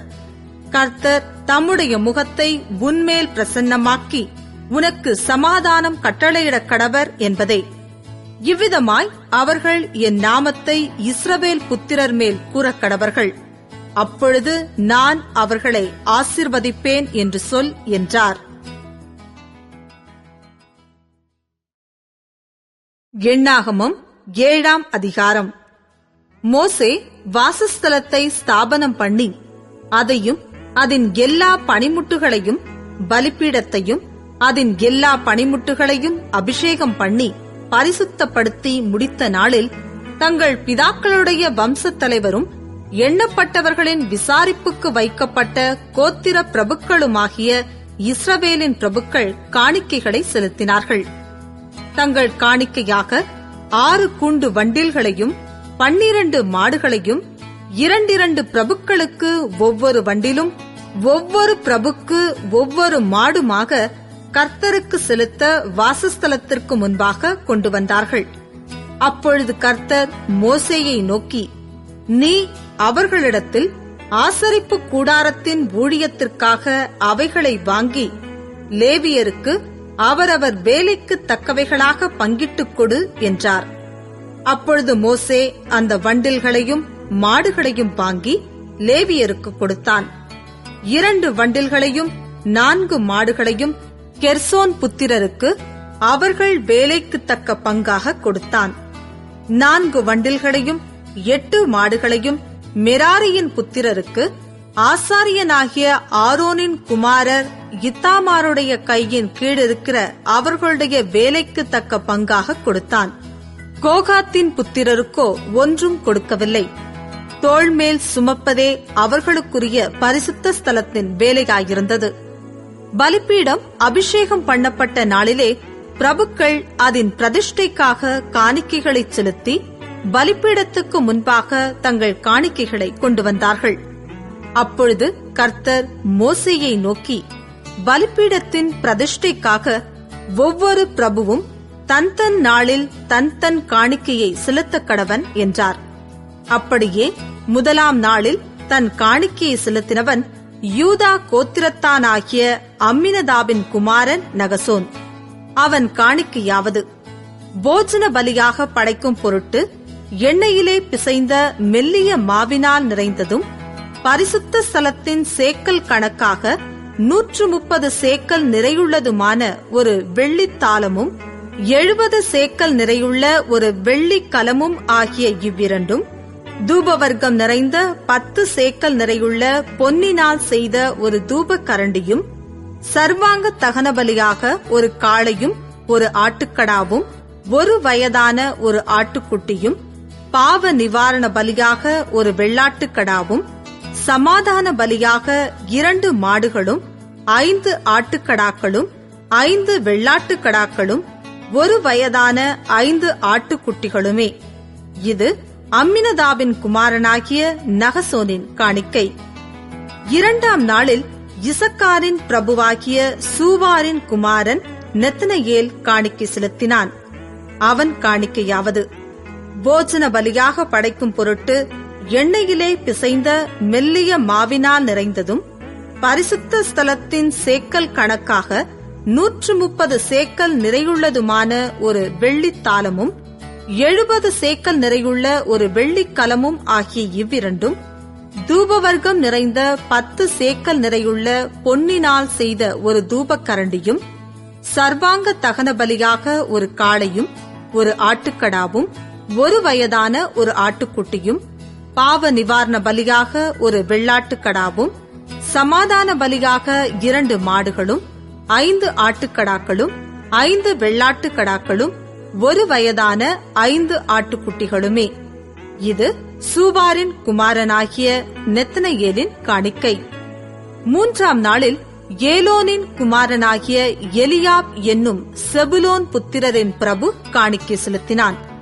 அவன் காணிக்கையாவது, போஜன பலியாக படைக்கும் பொருட்டு எண்ணெயிலே பிசைந்த மெல்லிய மாவினால் நிறைந்ததும் பரிசுத்த ஸ்தலத்தின் சேக்கல் கணக்காக 130 சேக்கல் நிறையுள்ளதுமான ஒரு வெள்ளித்தாளமும் 70 சேக்கல் நிறையுள்ள ஒரு வெள்ளிக்கலமும் ஆகிய இவ்விரண்டும், தூபவர்க்கம் நிறைந்த 10 சேக்கல் நிறையுள்ள பொன்னினால் செய்த ஒரு தூபக்கரண்டியும், சர்வாங்க தகன பலியாக ஒரு காளையும் ஒரு ஆட்டுக்கடாவும் 1 வயதான ஒரு ஆட்டுக்குட்டியும், பாவ நிவாரண பலியாக ஒரு வெள்ளாட்டுக்கடாவும், சமாதான பலியாக 2 மாடுகளும் 5 ஆட்டுக்கடாக்களும் 5 வெள்ளாட்டுக்கடாக்களும் 1 வயதான 5 ஆட்டுக்குட்டிகளுமே. இது ஏலோனின் குமாரனாகிய எலியாபின் காணிக்கை. 4ஆம் நாளில் சேதேயூரின் குமாரனாகிய எலிசூர் என்னும் ரூபன் புத்திரரின் பிரபு காணிக்கை செலுத்தினான். அவன் காணிக்கையாவது, போஜன பலியாக படைக்கும் பொருட்டு எண்ணெயிலே பிசைந்த மெல்லிய மாவினால் நிறைந்ததும் பரிசுத்த ஸ்தலத்தின் சேக்கல் கணக்காக 130 சேக்கல் நிறையுள்ளதுமான ஒரு வெள்ளித்தாளமும் 70 சேக்கல் நிறையுள்ள ஒரு வெள்ளிக்கலமும் ஆகிய இவ்விரண்டும், தூபவர்க்கம் நிறைந்த 10 சேக்கல் நிறையுள்ள பொன்னினால் செய்த ஒரு தூபக்கரண்டியும், சர்வாங்க தகன பலியாக ஒரு காளையும் ஒரு ஆட்டுக்கடாவும் 1 வயதான ஒரு ஆட்டுக்குட்டியும், பாவ நிவாரண பலியாக ஒரு வெள்ளாட்டுக்கடாவும், சமாதான பலியாக 2 மாடுகளும் 5 ஆட்டுக்கடாக்களும் 5 வெள்ளாட்டுக்கடாக்களும் 1 வயதான 5 ஆட்டுக்குட்டிகளுமே. இது சேதேயூரின் குமாரனாகிய எலிசூரின் காணிக்கை. 5ஆம் நாளில் சூரிஷதாயின் குமாரனாகிய செலூமியேல் என்னும் சிமியோன் புத்திரரின் பிரபு காணிக்கை செலுத்தினான். அவன் காணிக்கையாவது: போஜன பலியாக படைக்கும் பொருட்டு எண்ணெயிலே பிசைந்த மெல்லிய மாவினால் நிறைந்ததும் பரிசுத்த ஸ்தலத்தின் சேக்கல் கணக்காக 130 சேக்கல் நிறையுள்ளதுமான ஒரு வெள்ளித்தாலமும் 70 சேக்கல் நிறையுள்ள ஒரு வெள்ளிக்கலமும் ஆகிய இவ்விரண்டும், தூபவர்க்கம் நிறைந்த 10 சேக்கல் நிறையுள்ள பொன்னினால் செய்த ஒரு தூபக்கரண்டியும், சர்வாங்க தகன பலியாக ஒரு காளையும் ஒரு ஆட்டுக்கடாவும் ஒரு வயதான ஒரு ஆட்டுக்குட்டியும், பாவ நிவாரண பலியாக ஒரு வெள்ளாட்டுக்கடாவும், சமாதான பலியாக 2 மாடுகளும் 5 ஆட்டுக்கடாக்களும் 5 வெள்ளாட்டுக்கடாக்களும் ஒரு வயதான 5 ஆட்டுக்குட்டிகளுமே. இது சூரிஷதாயின் குமாரனாகிய செலூமியேலின் காணிக்கை. 6ஆம் நாளில் தேகுவேலின் குமாரனாகிய எலியாசாப் என்னும் காத் புத்திரரின் பிரபு காணிக்கை செலுத்தினார். அவன் காணிக்கையாவது: போஜன பலியாக படைக்கும் பொருட்டு எண்ணெயிலே பிசைந்த மெல்லிய மாவினால் நிறைந்ததும் பரிசுத்த ஸ்தலத்தின் சேக்கல் கணக்காக 130 சேக்கல் நிறையுள்ளதுமான ஒரு வெள்ளித்தாலமும் 70 சேக்கல் நிறையுள்ள ஒரு வெள்ளிக்கலமும் ஆகிய இவ்விரண்டும், தூபவர்க்கம் நிறைந்த 10 சேக்கல் நிறையுள்ள பொன்னினால் செய்த ஒரு தூபக்கரண்டியும், சர்வாங்க தகன பலியாக ஒரு காளையும் ஒரு ஆட்டுக்கடாவும் ஒரு வயதான ஒரு ஆட்டுக்குட்டியும், பாவ நிவாரண பலியாக ஒரு வெள்ளாட்டுக்கடாவும், சமாதான பலியாக 2 மாடுகளும் 5 ஆட்டுக்கடாக்களும் 5 வெள்ளாட்டுக்கடாக்களும் ஒரு வயதான 5 ஆட்டுக்குட்டிகளுமே. இது தேகுவேலின் குமாரனாகிய எலியாசாபின் காணிக்கை. 7ஆம் நாளில் அம்மியூதின் குமாரனாகிய எலிஷாமா என்னும் எப்பிராயிம் புத்திரரின் பிரபு காணிக்கை செலுத்தினான். அவன் காணிக்கையாவது: போஜன பலியாக படைக்கும் பொருட்டு எண்ணெயிலே பிசைந்த மெல்லிய மாவினால் நிறைந்ததும் பரிசுத்த ஸ்தலத்தின் சேக்கல் கணக்காக 130 சேக்கல் நிறையுள்ளதுமான ஒரு வெள்ளித்தாலமும் 70 சேக்கல் நிறையுள்ள ஒரு வெள்ளிக்கலமும் ஆகிய இவ்விரண்டும், தூபவர்க்கம் நிறைந்த 10 சேக்கல் நிறையுள்ள பொன்னினால் செய்த ஒரு தூபக்கரண்டியும், சர்வாங்க தகன பலியாக ஒரு காளையும் ஒரு ஆட்டுக்கடாவும் ஒரு வயதான ஒரு ஆட்டுக்குட்டியும், பாவ நிவாரண பலியாக ஒரு வெள்ளாட்டுக்கடாவும், சமாதான பலியாக 2 மாடுகளும் 5 ஆட்டுக்கடாக்களும் 5 வெள்ளாட்டுக்கடாக்களும் ஒரு வயதான 5 ஆட்டுக்குட்டிகளுமே. இது அம்மியூதின் குமாரனாகிய எலிஷாமாவின் காணிக்கை. 8ஆம் நாளில் பெதாசூரின் குமாரனாகிய கமாலியேல் என்னும் மனாசே புத்திரரின் பிரபு காணிக்கை செலுத்தினான். அவன் காணிக்கையாவது: போஜன பலியாக படைக்கும் பொருட்டு எண்ணெயிலே பிசைந்த மெல்லிய மாவினால் நிறைந்ததும் பரிசுத்த ஸ்தலத்தின் சேக்கல் கணக்காக 130 சேக்கல் நிறையுள்ளதுமான ஒரு வெள்ளித்தாலமும் 70 சேக்கல் நிறையுள்ள ஒரு வெள்ளிக்கலமும் ஆகிய இவ்விரண்டும், தூபவர்க்கம் நிறைந்த 10 சேக்கல் நிறையுள்ள பொன்னினால் செய்த ஒரு தூபக்கரண்டியும், சர்வாங்க தகன பலியாக ஒரு காளையும் ஒரு ஆட்டுக்கடாவும் ஒரு வயதான ஒரு ஆட்டுக்குட்டியும், பாவ நிவாரண பலியாக ஒரு வெள்ளாட்டுக்கடாவும், சமாதான பலியாக 2 மாடுகளும் 5 ஆட்டுக்கடாக்களும் 5 வெள்ளாட்டுக்கடாக்களும் ஒரு வயதான 5 ஆட்டுக்குட்டிகளுமே. இது பெதாசூரின் குமாரனாகிய கமாலியேலின் காணிக்கை. 9ஆம் நாளில் கீதையோனின் குமாரனாகிய அபீதான் என்னும் பென்யமீன் புத்திரரின் பிரபு காணிக்கை செலுத்தினான். அவன் காணிக்கையாவது: போஜன பலியாக படைக்கும் பொருட்டு எண்ணெயிலே பிசைந்த மெல்லிய மாவினால் நிறைந்ததும் பரிசுத்த ஸ்தலத்தின் சேக்கல் கணக்காக 130 சேக்கல் நிறையுள்ளதுமான ஒரு வெள்ளித்தாலமும் 70 சேக்கல் நிறையுள்ள ஒரு வெள்ளிக்கலமும் ஆகிய இவ்விரண்டும், தூபவர்க்கம் நிறைந்த 10 சேக்கல் நிறையுள்ள பொன்னினால் செய்த ஒரு தூபக்கரண்டியும், சர்வாங்க தகன பலியாக ஒரு காளையும் ஒரு ஆட்டுக்கடாவும் ஒரு வயதான ஒரு ஆட்டுக்குட்டியும், பாவ நிவாரண பலியாக ஒரு வெள்ளாட்டுக்கடாவும், சமாதான பலியாக 2 மாடுகளும் 5 ஆட்டுக்கடாக்களும் 5 வெள்ளாட்டுக்கடாக்களும் ஒரு வயதான 5 ஆட்டுக்குட்டிகளுமே. இது கீதையோனின் குமாரனாகிய அபித்தானின் காணிக்கை. 10ஆம் நாளில் அம்மிஷதாயின் குமாரனாகிய அகியேசேர் என்னும் தான் புத்திரரின் பிரபு காணிக்கை செலுத்தினான்.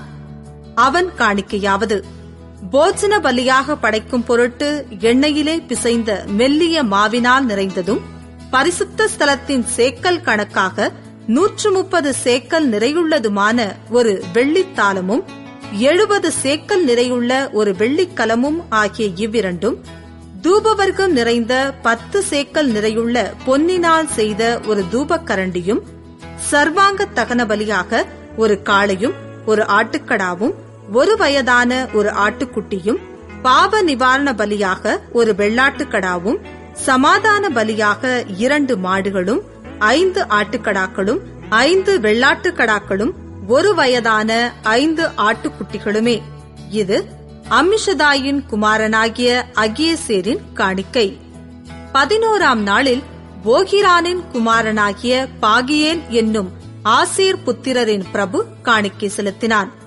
அவன் காணிக்கையாவது: போஜன பலியாக படைக்கும் பொருட்டு எண்ணெயிலே பிசைந்த மெல்லிய மாவினால் நிறைந்ததும் பரிசுத்த ஸ்தலத்தின் சேக்கல் கணக்காக 130 சேக்கல் நிறையுள்ளதுமான ஒரு வெள்ளித்தாளமும் 70 சேக்கல் நிறையுள்ள ஒரு வெள்ளிக்கலமும் ஆகிய இவ்விரண்டும், தூபவர்க்கம் நிறைந்த 10 சேக்கல் நிறையுள்ள பொன்னினால் செய்த ஒரு தூபக்கரண்டியும், சர்வாங்க தகன பலியாக ஒரு காளையும் ஒரு ஆட்டுக்கடாவும் ஒரு வயதான ஒரு ஆட்டுக்குட்டியும், பாவ நிவாரண பலியாக ஒரு வெள்ளாட்டுக்கடாவும், சமாதான பலியாக 2 மாடுகளும் 5 ஆட்டுக்கடாக்களும் 5 வெள்ளாட்டுக்கடாக்களும் ஒரு வயதான 5 ஆட்டுக்குட்டிகளுமே.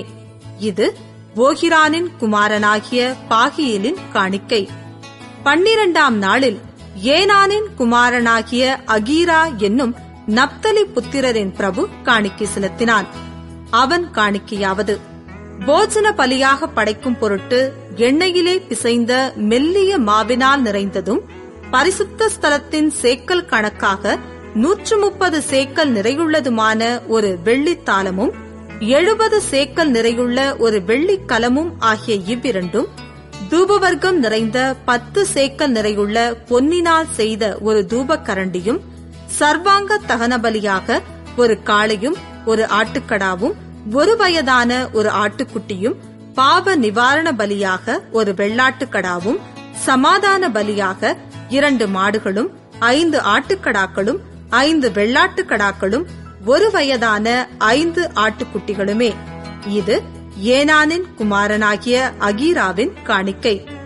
பலிபீடம் அபிஷேகம் பண்ணப்பட்ட போது இஸ்ரவேல் பிரபுக்களால் செய்யப்பட்ட பிரதிஷ்டையாவது: வெள்ளித்தாளங்கள் 12, வெள்ளிக்கலங்கள் 12, பொன் தூபக்கரண்டிகள் 12, ஒவ்வொரு வெள்ளித்தாளம் 130 சேக்கல் நிறையும், ஒவ்வொரு கலம் 70 சேக்கல் நிறையுமாக இந்த பாத்திரங்களின் வெள்ளியெல்லாம் பரிசுத்த ஸ்தலத்தின் சேக்கல் கணக்கின்படி 2400 சேக்கல் நிறையாயிருந்தது. தூபவர்க்கம் நிறைந்த பொன் தூபக்கரண்டிகள் 12, ஒவ்வொன்று பரிசுத்த ஸ்தலத்தின் சேக்கல் கணக்கின்படி 10 சேக்கல் நிறையாக, தூபக்கரண்டிகளின் பொன்னெல்லாம் 120 சேக்கல் நிறையாயிருந்தது. சர்வாங்க தகன பலியாக செலுத்தப்பட்ட காளைகளெல்லாம் 12, ஆட்டுக்கடாக்கள் 12, ஒரு வயதான ஆட்டுக்குட்டிகள் 12, அவைகளுக்கடுத்த போஜன பலிகளும் கூட செலுத்தப்பட்டது. பாவ நிவாரண பலியாக செலுத்தப்பட்ட வெள்ளாட்டுக்கடாக்கள் 12, சமாதான பலியாக செலுத்தப்பட்ட காளைகளெல்லாம் 24, ஆட்டுக்கடாக்கள் 60, வெள்ளாட்டுக்கடாக்கள் 60, ஒரு வயதான ஆட்டுக்குட்டிகள் 60. பலிபீடம் அபிஷேகம் பண்ணப்பட்ட பின்பு செய்யப்பட்ட அதன் பிரதிஷ்டை இதுவே. மோசே தேவனோடே பேசும்படி ஆசரிப்பு கூடாரத்திற்குள் பிரவேசிக்கும் போது தன்னோடே பேசுகிறவரின் சத்தம் சாட்சி பெட்டியின் மேலுள்ள கிருபாசனமான 2 கேருபீன்களின் நடுவிலிருந்து உண்டாக கேட்பான். அங்கே இருந்து அவனோடே பேசுவார். எண்ணாகமம் 8ஆம் அதிகாரம். கர்த்தர் மோசேயை நோக்கி, நீ ஆரோனோடே சொல்ல வேண்டியது என்னவென்றால், நீ விளக்குகளை ஏற்றும் போது 7 விளக்குகளும் விளக்கு தண்டிற்கு நேரே எரிய வேண்டும் என்று சொல் என்றார். கர்த்தர் மோசேக்கு கட்டளையிட்ட பிரகாரம் ஆரோன் செய்து விளக்கு தண்டிற்கு நேரே ஒழுங்காக அதன் விளக்குகளை ஏற்றினான். இந்த குத்து விளக்கு அதன் பாதம் முதல் பூக்கள் வரைக்கும் பொன்னினால் அடிப்பு வேலையாய் செய்யப்பட்டிருந்தது. கர்த்தர் மோசேக்கு காண்பித்த மாதிரியின்படியே அவன் குத்து விளக்கை உண்டாக்கினான். பின்னும் கர்த்தர் மோசேயை நோக்கி, நீ இஸ்ரவேல் சந்ததியாரினின்று லேவியரை பிரித்தெடுத்து அவர்களை சுத்திகரிப்பாயாக. அவர்களை சுத்திகரிக்கும்படி அவர்களுக்கு செய்ய வேண்டியதாவது, அவர்கள் மேல் சுத்திகரிக்கும் ஜலத்தை தெளிப்பாயாக. பின்பு அவர்கள் சர்வாங்க சவரம் பண்ணி தங்கள் வஸ்திரங்களை தோய்த்து தங்களை சுத்திகரிக்க கடவர்கள்.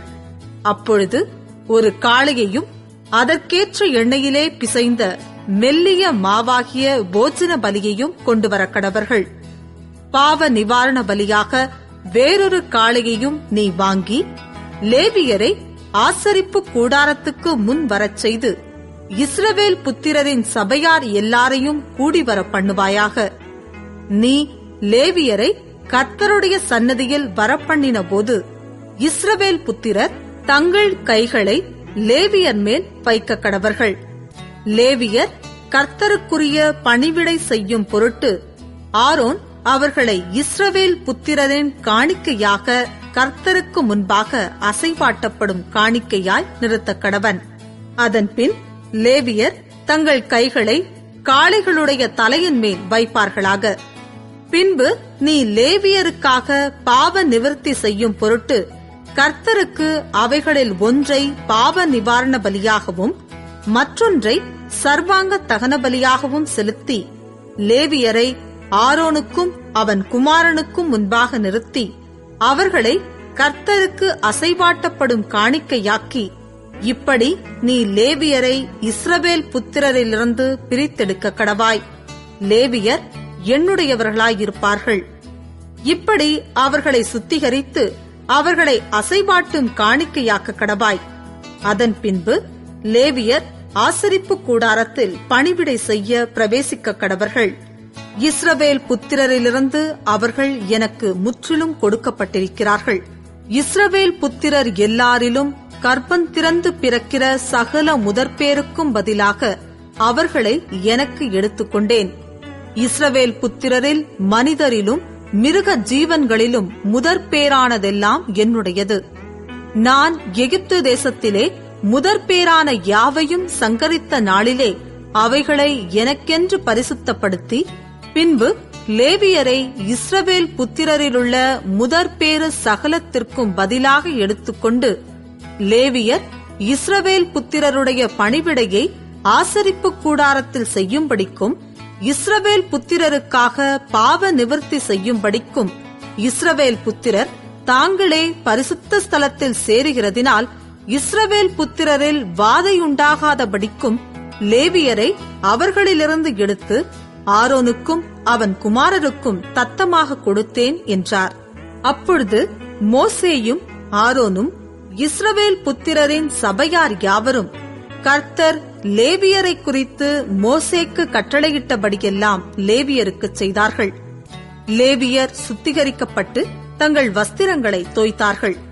பின்பு ஆரோன் அவர்களை கர்த்தருக்கு முன்பாக அசைவாட்டும் காணிக்கையாக நிறுத்தி அவர்களை சுத்திகரிக்க அவர்களுக்காக பாவ நிவர்த்தி செய்தான். அதற்கு பின்பு லேவியர் ஆரோனுக்கும் அவன் குமாரருக்கும் முன்பாக ஆசரிப்பு கூடாரத்தில் தங்கள் பணிவிடையை செய்யும்படி பிரவேசித்தார்கள்.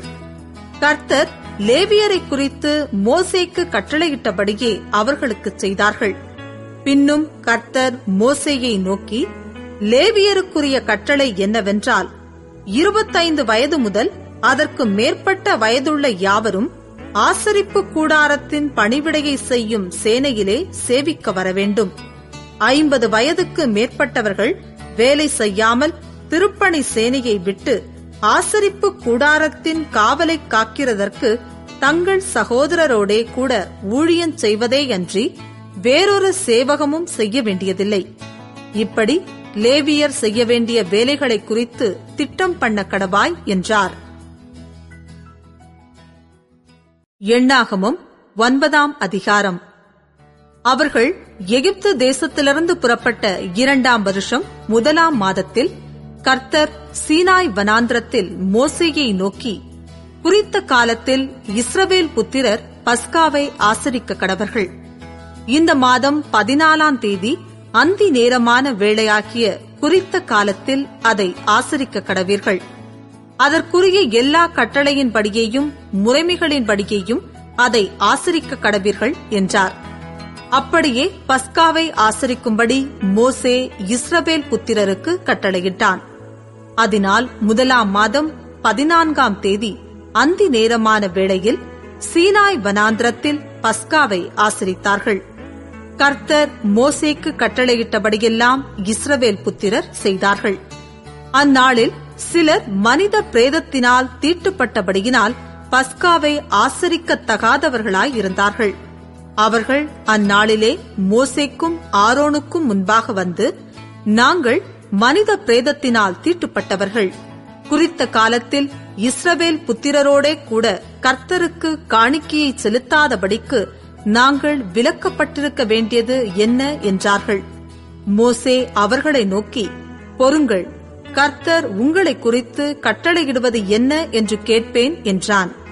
கர்த்தர் மோசேயை நோக்கி, நீ இஸ்ரவேல் புத்திரரோடே சொல்ல வேண்டியது என்னவென்றால், உங்களிலாகிலும் உங்கள் சந்ததியாரிலாகிலும் ஒருவன் பிரேதத்தினால் தீட்டுப்பட்டாலும் பிரயாணமாய் தூரம் போயிருந்தாலும் கர்த்தருக்கு பஸ்காவை ஆசரிக்க வேண்டும். அவர்கள் அதை 2ஆம் மாதம் 14ஆம் தேதி அந்தி நேரமான வேளையில் ஆசரித்து அதை புளிப்பில்லாத அப்பங்களோடும் கசப்பான கீரைகளோடும் புசித்து விடியற்காலம் மட்டும் அதில் ஒன்றும் மீதியாக வைக்காமலும் அதின் ஒரு எலும்பையும் முறிக்காமலும் பஸ்காவினுடைய சகல முறைமைகளின்படியும் அதை ஆசரிக்க கடவர்கள். ஒருவன் சுத்தமுள்ளவனுமாய் பிரயாணம் போகாதவனுமாயிருந்தும் பஸ்காவை ஆசரிக்காதே போனால் அந்த ஆத்துமா குறித்த காலத்தில் கர்த்தரின் பலியை செலுத்தாதபடியினால் தன் ஜனத்தாரில் இராமல் அறுப்புண்டு போவான். அந்த மனிதன் தன் பாவத்தை சுமப்பான். ஒரு பரதேசி உங்களிடத்திலே தங்கி கர்த்தருக்கு பஸ்காவை ஆசரிக்க வேண்டுமானால் அவன் அதை பஸ்காவின் கட்டளைப்படியும் அதன் முறைமையின்படியும் ஆசரிக்க கடவன். பரதேசிக்கும் சுதேசிக்கும் ஒரே கட்டளை இருக்க வேண்டும் என்று சொல் என்றார். வாசஸ்தலம் ஸ்தாபனம் செய்யப்பட்ட நாளிலே மேகமானது சாட்சியின் கூடாரமாகிய வாசஸ்தலத்தை மூடிற்று. சாயங்காலமான போது வாசஸ்தலத்தின் மேல் அக்கினிமயமான ஒரு தோற்றம் உண்டாயிற்று. அது விடியற்காலம் மட்டும் இருந்தது. இப்படி நித்தமும் இருந்தது. பகலில் மேகமும் இரவில் அக்கினி தோற்றமும் அதை மூடிக்கொண்டிருந்தது. மேகம் கூடாரத்திலிருந்து மேலே எழும்பும் போது இஸ்ரவேல் புத்திரர் பிரயாணம் பண்ணுவார்கள். மேகம் தங்குமிடத்தில் இஸ்ரவேல் புத்திரர் பாளையம் இறங்குவார்கள். கர்த்தருடைய கட்டளையின்படியே இஸ்ரவேல் புத்திரர் பிரயாணப்படுவார்கள். கர்த்தருடைய கட்டளையின்படியே பாளையம் இறங்குவார்கள். மேகம் வாசஸ்தலத்தின் மேல் தங்கியிருக்கும் நாளெல்லாம் அவர்கள் பாளையத்தில் தங்கியிருப்பார்கள்.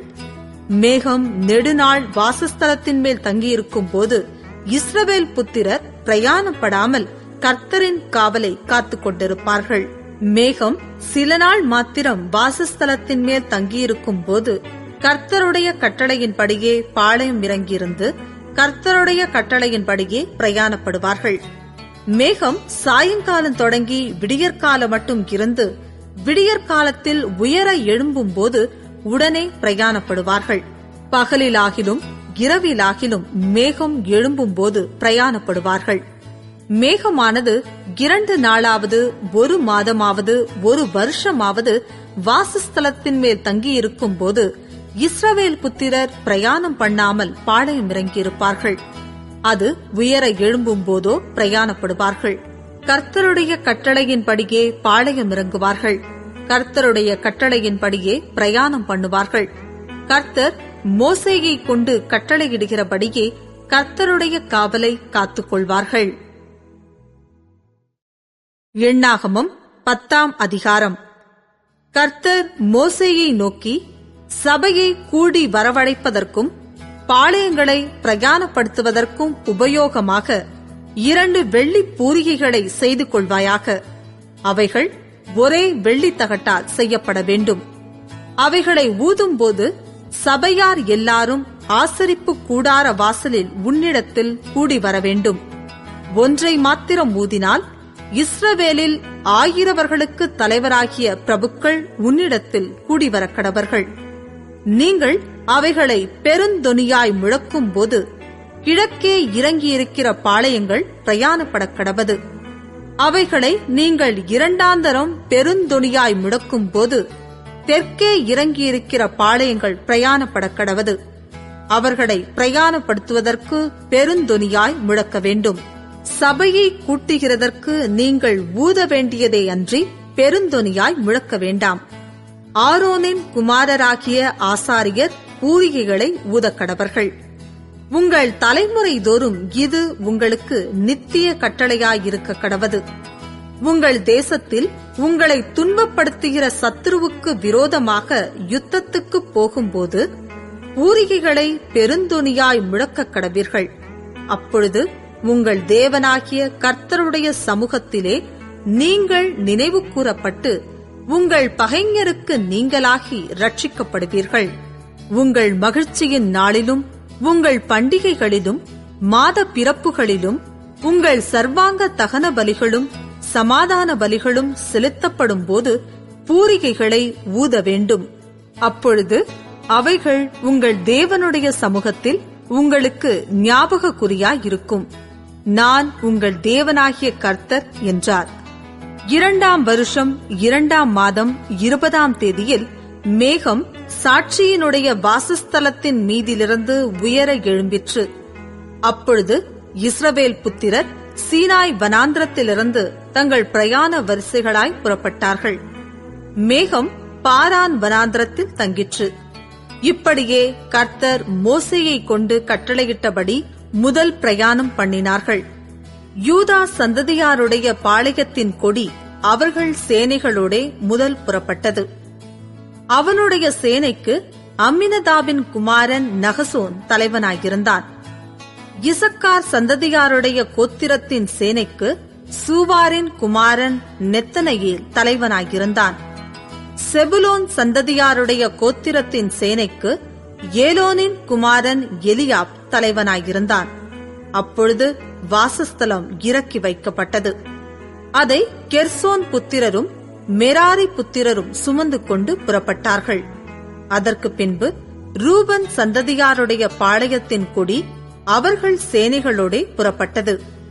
அவனுடைய சேனைக்கு சேதேயூரின் குமாரன் எலிசூர் தலைவனாயிருந்தான். சிமியோன் சந்ததியாருடைய கோத்திரத்தின் சேனைக்கு சூரிஷதாயின் குமாரன் செலோமியேல் தலைவனாயிருந்தான். காத் சந்ததியாருடைய கோத்திரத்தின் சேனைக்கு தேகுவேலின் குமாரன் எலியாசாப் தலைவனாயிருந்தான். கோகாத்தியர் பரிசுத்தமானவைகளை சுமந்து கொண்டு புறப்பட்டார்கள். இவர்கள் வந்து சேரும் முன் மற்றவர்கள் வாசஸ்தலத்தை ஸ்தாபனம் பண்ணுவார்கள். அதற்கு பின்பு எப்பிராயிம் சந்ததியாருடைய பாளையத்தின் கொடி அவர்கள் சேனைகளோட புறப்பட்டது. அவனுடைய சேனைக்கு அம்மியூதின் குமாரன் எலிஷாமா தலைவனாயிருந்தான். மனாசே சந்ததியாருடைய கோத்திரத்தின் சேனைக்கு பெதாசூரின் குமாரன் கமாலியேல் தலைவனாயிருந்தான். பென்யமின் சந்ததியாருடைய கோத்திரத்தின் சேனைக்கு கீதையோனின் குமாரன் அபிதான் தலைவனாயிருந்தான். அதற்கு பின்பு தான் சந்ததியாருடைய பாளையத்தின் கொடி சகல பாளையங்களுக்கும் பின்னாக அவர்கள் சேனைகளோட புறப்பட்டது. அவனுடைய சேனைக்கு அம்மிஷதாயின் குமாரன் அகியேசேர் தலைவனாயிருந்தான். ஆசேர் சந்ததியாருடைய கோத்திரத்தின் சேனைக்கு ஓகிரானின் குமாரன் பாகியேல் தலைவனாயிருந்தான். நப்தலி சந்ததியாருடைய கோத்திரத்தின் சேனைக்கு ஏனானின் குமாரன் அகீரா தலைவனாயிருந்தான். இஸ்ரவேல் புத்திரர் புறப்பட்ட போது இவ்விதமாய் தங்கள் தங்கள் சேனைகளின்படியே பிரயாணம் பண்ணினார்கள். அப்பொழுது மோசே தன் மாமனாகிய ரெகுவேல் என்னும் மீதியானனுடைய குமாரனான ஓபாவை நோக்கி, உங்களுக்கு தருவேன் என்று கர்த்தர் சொன்ன ஸ்தலத்துக்கு நாங்கள் பிரயாணம் போகிறோம். நீயும் எங்களோட கூட வா, உனக்கு நன்மை செய்வோம். கர்த்தர் இஸ்ரவேலுக்கு நல்ல வாக்குத்தத்தம் பண்ணியிருக்கிறார் என்றான். அதற்கு அவன், நான் வரக்கூடாது, என் தேசத்துக்கும் என் இனத்தாரிடத்துக்கும் போக வேண்டும் என்றான். அப்பொழுது மோசே, நீ எங்களை விட்டு போக வேண்டாம், வனாந்திரத்திலே நாங்கள் பாளையமிறங்கும் இடங்களை நீ அறிந்திருக்கிறபடியினால் எங்களுக்கு கண்களைப் போல இருப்பாய். நீ எங்களோட கூட வந்தால் கர்த்தர் எங்களுக்கு செய்தருளும் நன்மையின்படியே உனக்கும் நன்மை செய்வோம் என்றான். அவர்கள் கர்த்தருடைய பர்வதத்தை விட்டு 3 நாள் பிரயாணம் போனார்கள். 3 நாள் பிரயாணத்திலும் கர்த்தருடைய உடன்படிக்கை பெட்டி அவர்களுக்கு இளைப்பாறும் ஸ்தலத்தை தேடிக் காட்டும்படிக்கு அவர்கள் முன் சென்றது. அவர்கள் பாளையத்திலிருந்து பிரயாணம் போகிற போது கர்த்தருடைய மேகம் பகலில் அவர்கள் மேல் தங்கியிருந்தது. பெட்டியானது புறப்படும் போது மோசே, கர்த்தாவே, எழுந்தருளும், உம்முடைய சத்துருக்கள் சிதறடிக்கப்படுவார்களாக, உம்மை பகைக்கிறவர்கள் உமக்கு முன்பாக ஓடிப்போவார்களாக என்பான். அது தங்கும்போது, கர்த்தாவே, அநேக ஆயிரவர்களாகிய இஸ்ரவேலரிடத்தில் திரும்புவீராக என்று சொல்லுவான். எண்ணாகமம் 11ஆம் அதிகாரம். பின்பு ஜனங்கள் முறையிட்டுக் கொண்டிருந்தார்கள். அது கர்த்தருடைய செவிகளில் பொல்லாப்பாயிருந்தது. கர்த்தர் அதை கேட்டபோது அவருடைய கோபம் மூண்டது. கர்த்தருடைய அக்கினி அவர்களுக்குள்ளே பற்றி எரிந்து பாளையத்தின் கடைசியில் இருந்த சிலரை பட்சித்தது. அப்பொழுது ஜனங்கள் மோசேயை நோக்கி கூப்பிட்டார்கள். மோசே கர்த்தரை நோக்கி விண்ணப்பம் பண்ணினான். உடனே அக்கினி அவிந்து போயிற்று. கர்த்தருடைய அக்கினி அவர்களுக்குள்ளே பற்றி எரிந்ததினால் அவ்விடத்துக்கு தபேரா என்று பெயரிட்டான். பின்பு அவர்களுக்குள் இருந்த பல ஜாதியான அந்நிய ஜனங்கள் மிகுந்த இச்சையுள்ளவர்களானார்கள். இஸ்ரவேல் புத்திரரும் திரும்ப அழுது, நமக்கு இறைச்சியை புசிக்க கொடுப்பவர் யார்? நாம் எகிப்திலே கிரயமில்லாமல் சாப்பிட்ட மச்சங்களையும் வெள்ளரி காய்களையும் கொம்மட்டி காய்களையும் கீரைகளையும் வெண்காயங்களையும் வெள்ளை பூண்டுகளையும் நினைக்கிறோம். இப்பொழுது நம்முடைய உள்ளம் வாடிப்போகிறது. இந்த மன்னாவை தவிர நம்முடைய கண்களுக்கு முன்பாக வேறொன்றும் இல்லையே என்று சொன்னார்கள். அந்த மன்னா கொத்துமல்லி விதயம் மாத்திரமும் அதன் நிறம் முத்து போலவும் இருந்தது. ஜனங்கள் போய் அதை பொறுக்கிக் கொண்டு வந்து இயந்திரங்களில் அரைத்தாவது உரல்களில் இடித்தாவது பானைகளில் சமைப்பார்கள். அதை அப்பங்களுமாக சுடுவார்கள். அதன் ருசி புது ஒலிவ எண்ணெயின் ருசி போல் இருந்தது. இரவிலே பாளையத்தின் மேல் பனி பெய்யும் போது மன்னாவும் அதன் மேல் விழும். அந்தந்த வம்சங்களைச் சேர்ந்த ஜனங்கள் தங்கள் தங்கள் கூடார வாசலில் நின்று அழுகிறதை மோசே கேட்டான். கர்த்தருக்கு மிகவும் கோபம் உண்டது. மோசேயின் பார்வைக்கும் அது பொல்லாப்பாயிருந்தது. அப்பொழுது மோசே கர்த்தரை நோக்கி, நீர் இந்த ஜனங்கள் எல்லாருடைய பாரத்தையும் என்மேல் சுமத்தினதினால் உமது அடியானுக்கு உபத்திரவம் வரப்பண்ணினதென்ன? உம்முடைய கண்களில் எனக்கு கிருபை கிடையாதே போனதென்ன? இவர்களுடைய பிதாக்களுக்கு நான் ஆணையிட்டுக் கொடுத்த தேசத்துக்கு நீ இவர்களை முலையுண்கிற பாலகனை தகப்பன் சுமந்து கொண்டு போவது போல உன் மார்பிலே அணைத்துக் கொண்டு போ என்று நீர் என்னோடே சொல்லும்படி இந்த ஜனங்களையெல்லாம் கற்பந்தரித்தேனோ? இவர்களை பெற்றது நானோ? இந்த ஜனங்கள் எல்லாருக்கும் கொடுக்கிறதற்கு எனக்கு இறைச்சி எங்கே இருந்து வரும்? எனக்கு இறைச்சி கொடு என்று என்னை பார்த்து அழுகிறார்களே. இந்த ஜனங்கள் எல்லாரையும் நான் ஒருவனாய் தாங்கக்கூடாது. எனக்கு இது மிஞ்சின பாரமாயிருக்கிறது. உம்முடைய கண்களிலே எனக்கு கிருபை கிடைத்ததானால் இப்படி எனக்கு செய்யாமல் என் உபத்திரவத்தை நான் காணாதபடிக்கு இப்பொழுதே என்னை கொன்று போடும் என்று வேண்டிக் கொண்டான். அப்பொழுது கர்த்தர் மோசேயை நோக்கி, இஸ்ரவேல் ஜனங்களுக்கு மூப்பரும் தலைவருமானவர்கள் இன்னார் என்று நீ அறிந்திருக்கிறாயே. அந்த மூப்பரில் 70 பேரை கூட்டி அவர்களை ஆசரிப்பு கூடாரத்தினிடத்தில் அங்கே உன்னோடே கூட வந்து நிற்கும்படி செய். அப்பொழுது நான் இறங்கி வந்து அங்கே உன்னோடே பேசி, நீ ஒருவன் மாத்திரம் ஜனங்களின் பாரத்தை சுமக்காமல் உன்னோடே கூட அவர்களும் அதை சுமப்பதற்காக உன்மேல் இருக்கிற ஆவியை அவர்கள் மேலும் வைப்பேன். நீ ஜனங்களை நோக்கி, நாளைக்காக உங்களை பரிசுத்தம் பண்ணுங்கள். நீங்கள் இறைச்சி சாப்பிடுவீர்கள். எங்களுக்கு இறைச்சி சாப்பிடக் கொடுப்பவர் யார் என்றும், எகிப்திலே எங்களுக்கு சௌக்கியமாயிருந்தது என்றும் கர்த்தருடைய செவிகள் கேட்க அழுதீர்களே. ஆகையால் நீங்கள் சாப்பிடும்படி கர்த்தர் உங்களுக்கு இறைச்சி கொடுப்பார். நீங்கள் 1 நாள், 2 நாள், 5 நாள், 10 நாள், 20 நாள் மாத்திரமல்ல, 1 மாதம் வரைக்கும் புசிப்பீர்கள்.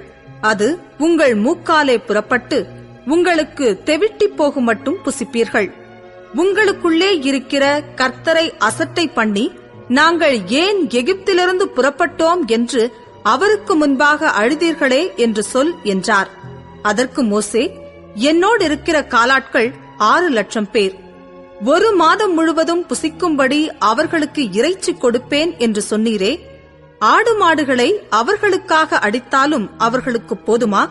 சமுத்திரத்து மச்சங்களையெல்லாம் அவர்களுக்காக சேர்த்தாலும் அவர்களுக்கு போதுமா என்றான்.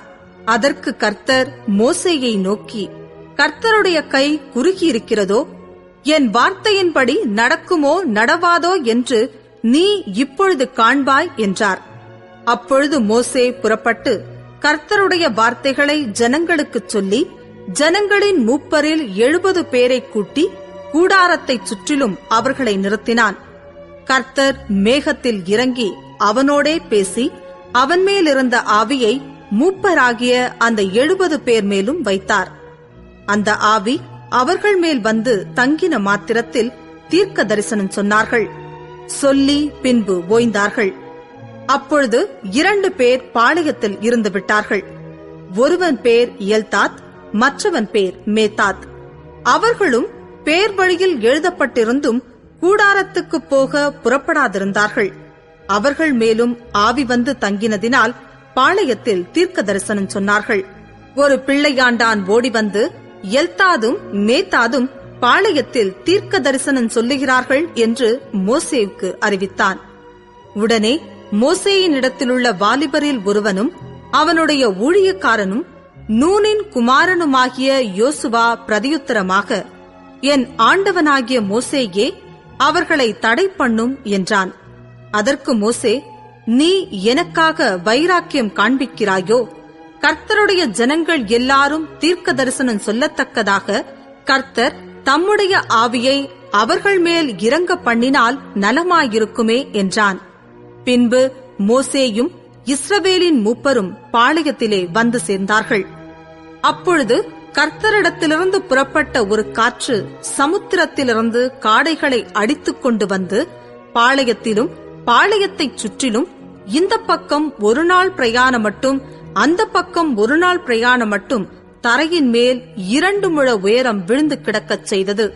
அப்பொழுது ஜனங்கள் எழும்பி அன்று பகல் முழுவதும் ரா முழுவதும் மறுநாள் முழுவதும் காடைகளை சேர்த்தார்கள்.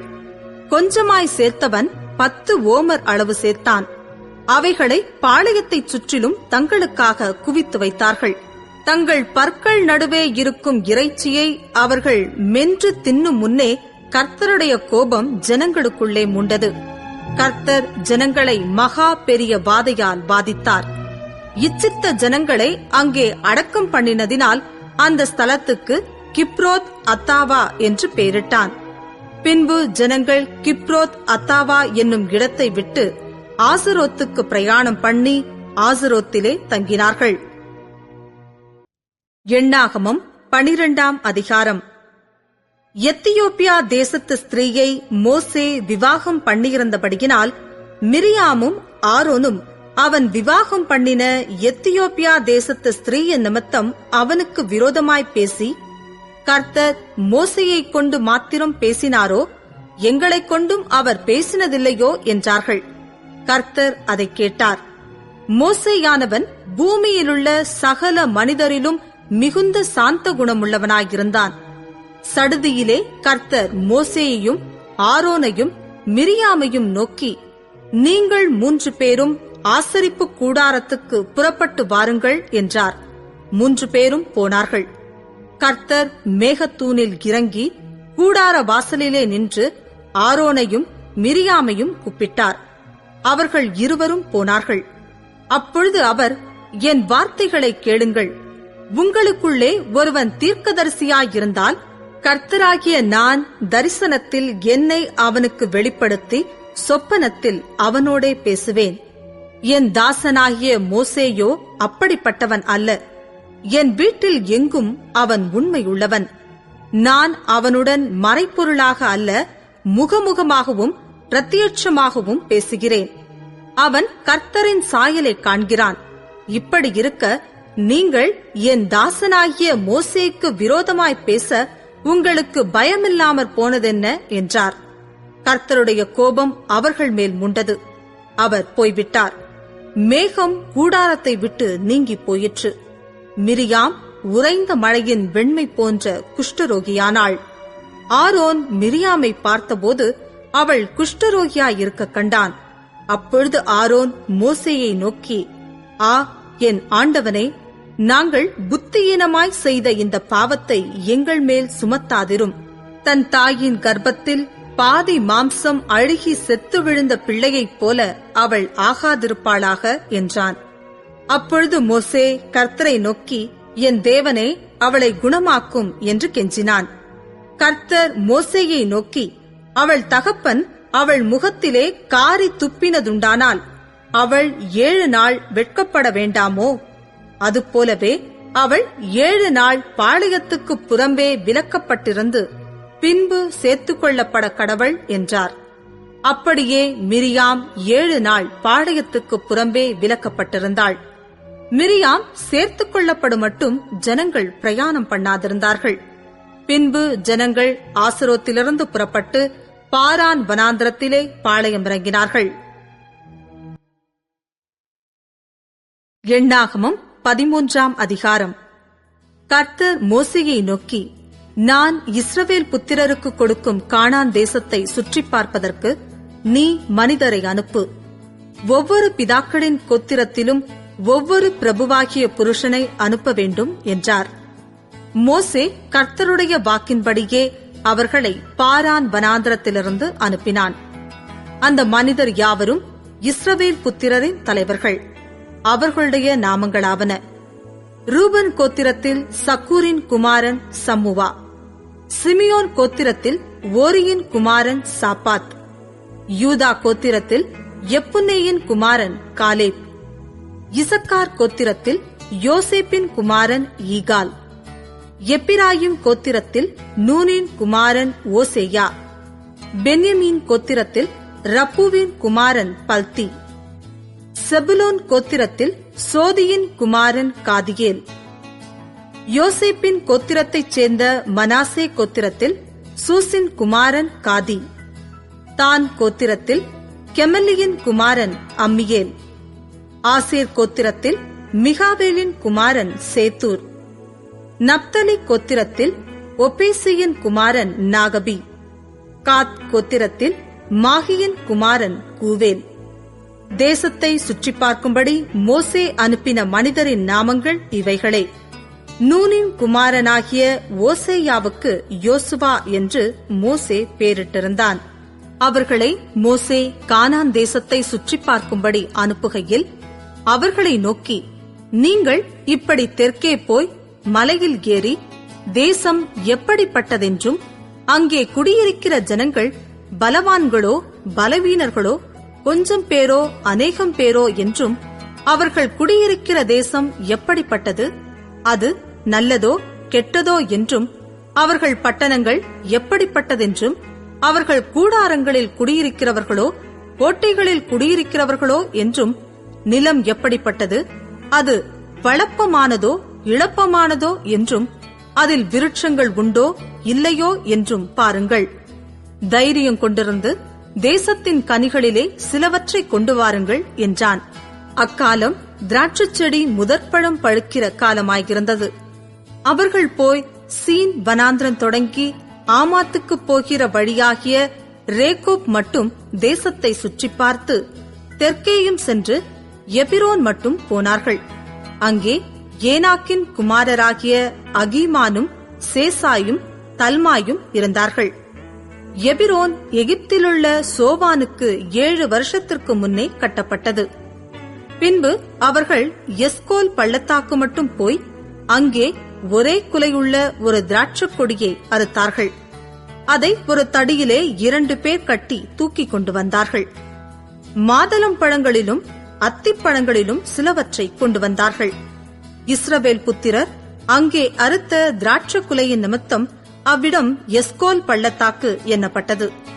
அவர்கள் தேசத்தை சுற்றி பார்த்து 40 நாள் சென்ற பின்பு திரும்பினார்கள். அவர்கள் பாரான் வனாந்திரத்தில் இருக்கிற காதேசுக்கு வந்து மோசே, ஆரோன் என்பவர்களிடத்திலும் இஸ்ரவேல் புத்திரராகிய சபையார் எல்லாரிடத்திலும் சேர்ந்து அவர்களுக்கும் சபையார் அனைவருக்கும் சமாச்சாரத்தை அறிவித்து தேசத்தின் கனிகளை அவர்களுக்கு காண்பித்தார்கள். அவர்கள் மோசேயை நோக்கி, நீர் எங்களை அனுப்பின தேசத்துக்கு நாங்கள் போய் வந்தோம். அது பாலும் தேனும் ஓடுகிற தேசம்தான். இது அதனுடைய கனி. ஆனாலும் அந்த தேசத்திலே குடியிருக்கிற ஜனங்கள் பலவான்கள், பட்டணங்கள் அரணிப்பானவைகளும் மிகவும் பெரியவைகளுமாயிருக்கிறது. அங்கே ஏனாக்கின் குமாரரையும் கண்டோம். அமலேக்கியர் தென்புறமான தேசத்தில் குடியிருக்கிறார்கள். ஏத்தியரும் எபூசியரும் எமோரியரும் மலைநாட்டில் குடியிருக்கிறார்கள். கானானியர் கடல் அருகேயும் யோர்தான் அண்டையிலும் குடியிருக்கிறார்கள் என்றார்கள். அப்பொழுது காலேப் மோசேக்கு முன்பாக ஜனங்களை அமர்த்தி, நாம் உடனே போய் அதை சுதந்தரித்துக் கொள்வோம், நாம் அதை எளிதாய் ஜெயித்துக் கொள்ளலாம் என்றான். அவனோட கூட போய் வந்த மனிதரோ, நாம் போய் அந்த ஜனங்களோட எதிர்க்க நம்மாலே கூடாது, அவர்கள் நம்மை பார்க்கிலும் பலவான்கள் என்றார்கள். நாங்கள் போய் சுற்றி பார்த்து வந்த அந்த தேசம் தன் குடிகளை பட்சிக்கிற தேசம். நாங்கள் அதிலே கண்ட ஜனங்கள் எல்லாரும் மிகவும் பெரிய ஆட்கள். அங்கே ராட்சத பிறவியான ஏனாக்கின் குமாரராகிய ராட்சதரையும் கண்டோம். நாங்கள் எங்கள் பார்வைக்கு வெட்டுக்கிளிகளைப் போல் இருந்தோம், அவர்கள் பார்வைக்கும் அப்படியே இருந்தோம் என்று சொல்லி, இப்படி இஸ்ரவேல் புத்திரருக்குள்ளே தாங்கள் சுற்றி பார்த்து வந்த தேசத்தை குறித்து துர்ச்செய்தி பரம்பச் செய்தார்கள். எண்ணாகமம் 14ஆம் அதிகாரம். அப்பொழுது சபையார் எல்லாரும் கூக்குரலிட்டு புலம்பினார்கள். ஜனங்கள் அன்று முழுதும் அழுது கொண்டிருந்தார்கள். இஸ்ரவேல் புத்திரர் எல்லாரும் மோசேக்கும் ஆரோனுக்கும் விரோதமாக முறுமுறுத்தார்கள். சபையார் எல்லாரும் அவர்களை நோக்கி, எகிப்து தேசத்திலே செத்துப் போனோமானால் நலமாயிருக்கும், இந்த வனாந்திரத்திலே நாங்கள் செத்தாலும் நலம், நாங்கள் பட்டயத்தால் மடியும்படிக்கும் எங்கள் பெண் சாதிகளும் பிள்ளைகளும் கொள்ளையாகும்படிக்கும் கர்த்தர் எங்களை இந்த தேசத்துக்கு கொண்டு வந்தது என்ன? எகிப்துக்கு திரும்பிப் போகிறதே எங்களுக்கு உத்தமம் அல்லவோ என்றார்கள். பின்பு அவர்கள், நாம் ஒரு தலைவனை ஏற்படுத்திக் கொண்டு எகிப்துக்கு திரும்பிப் போவோம் வாருங்கள் என்று ஒருவரோடொருவர் சொல்லிக் கொண்டார்கள். அப்பொழுது மோசேயும் ஆரோனும் இஸ்ரவேல் புத்திரரின் சபையாராகிய எல்லா கூட்டத்தாருக்கு முன்பாகவும் முகங்குப்புற விழுந்தார்கள். தேசத்தை சுற்றி பார்த்தவர்களில் நூனின் குமாரனாகிய யோசுவாவும் எப்புனேயின் குமாரனாகிய காலேபும் தங்கள் வஸ்திரங்களை கிழித்துக் கொண்டு இஸ்ரவேல் புத்திரரின் சமஸ்த சபையையும் நோக்கி, நாங்கள் போய் சுற்றி பார்த்து சோதித்த தேசம் மகா நல்ல தேசம்.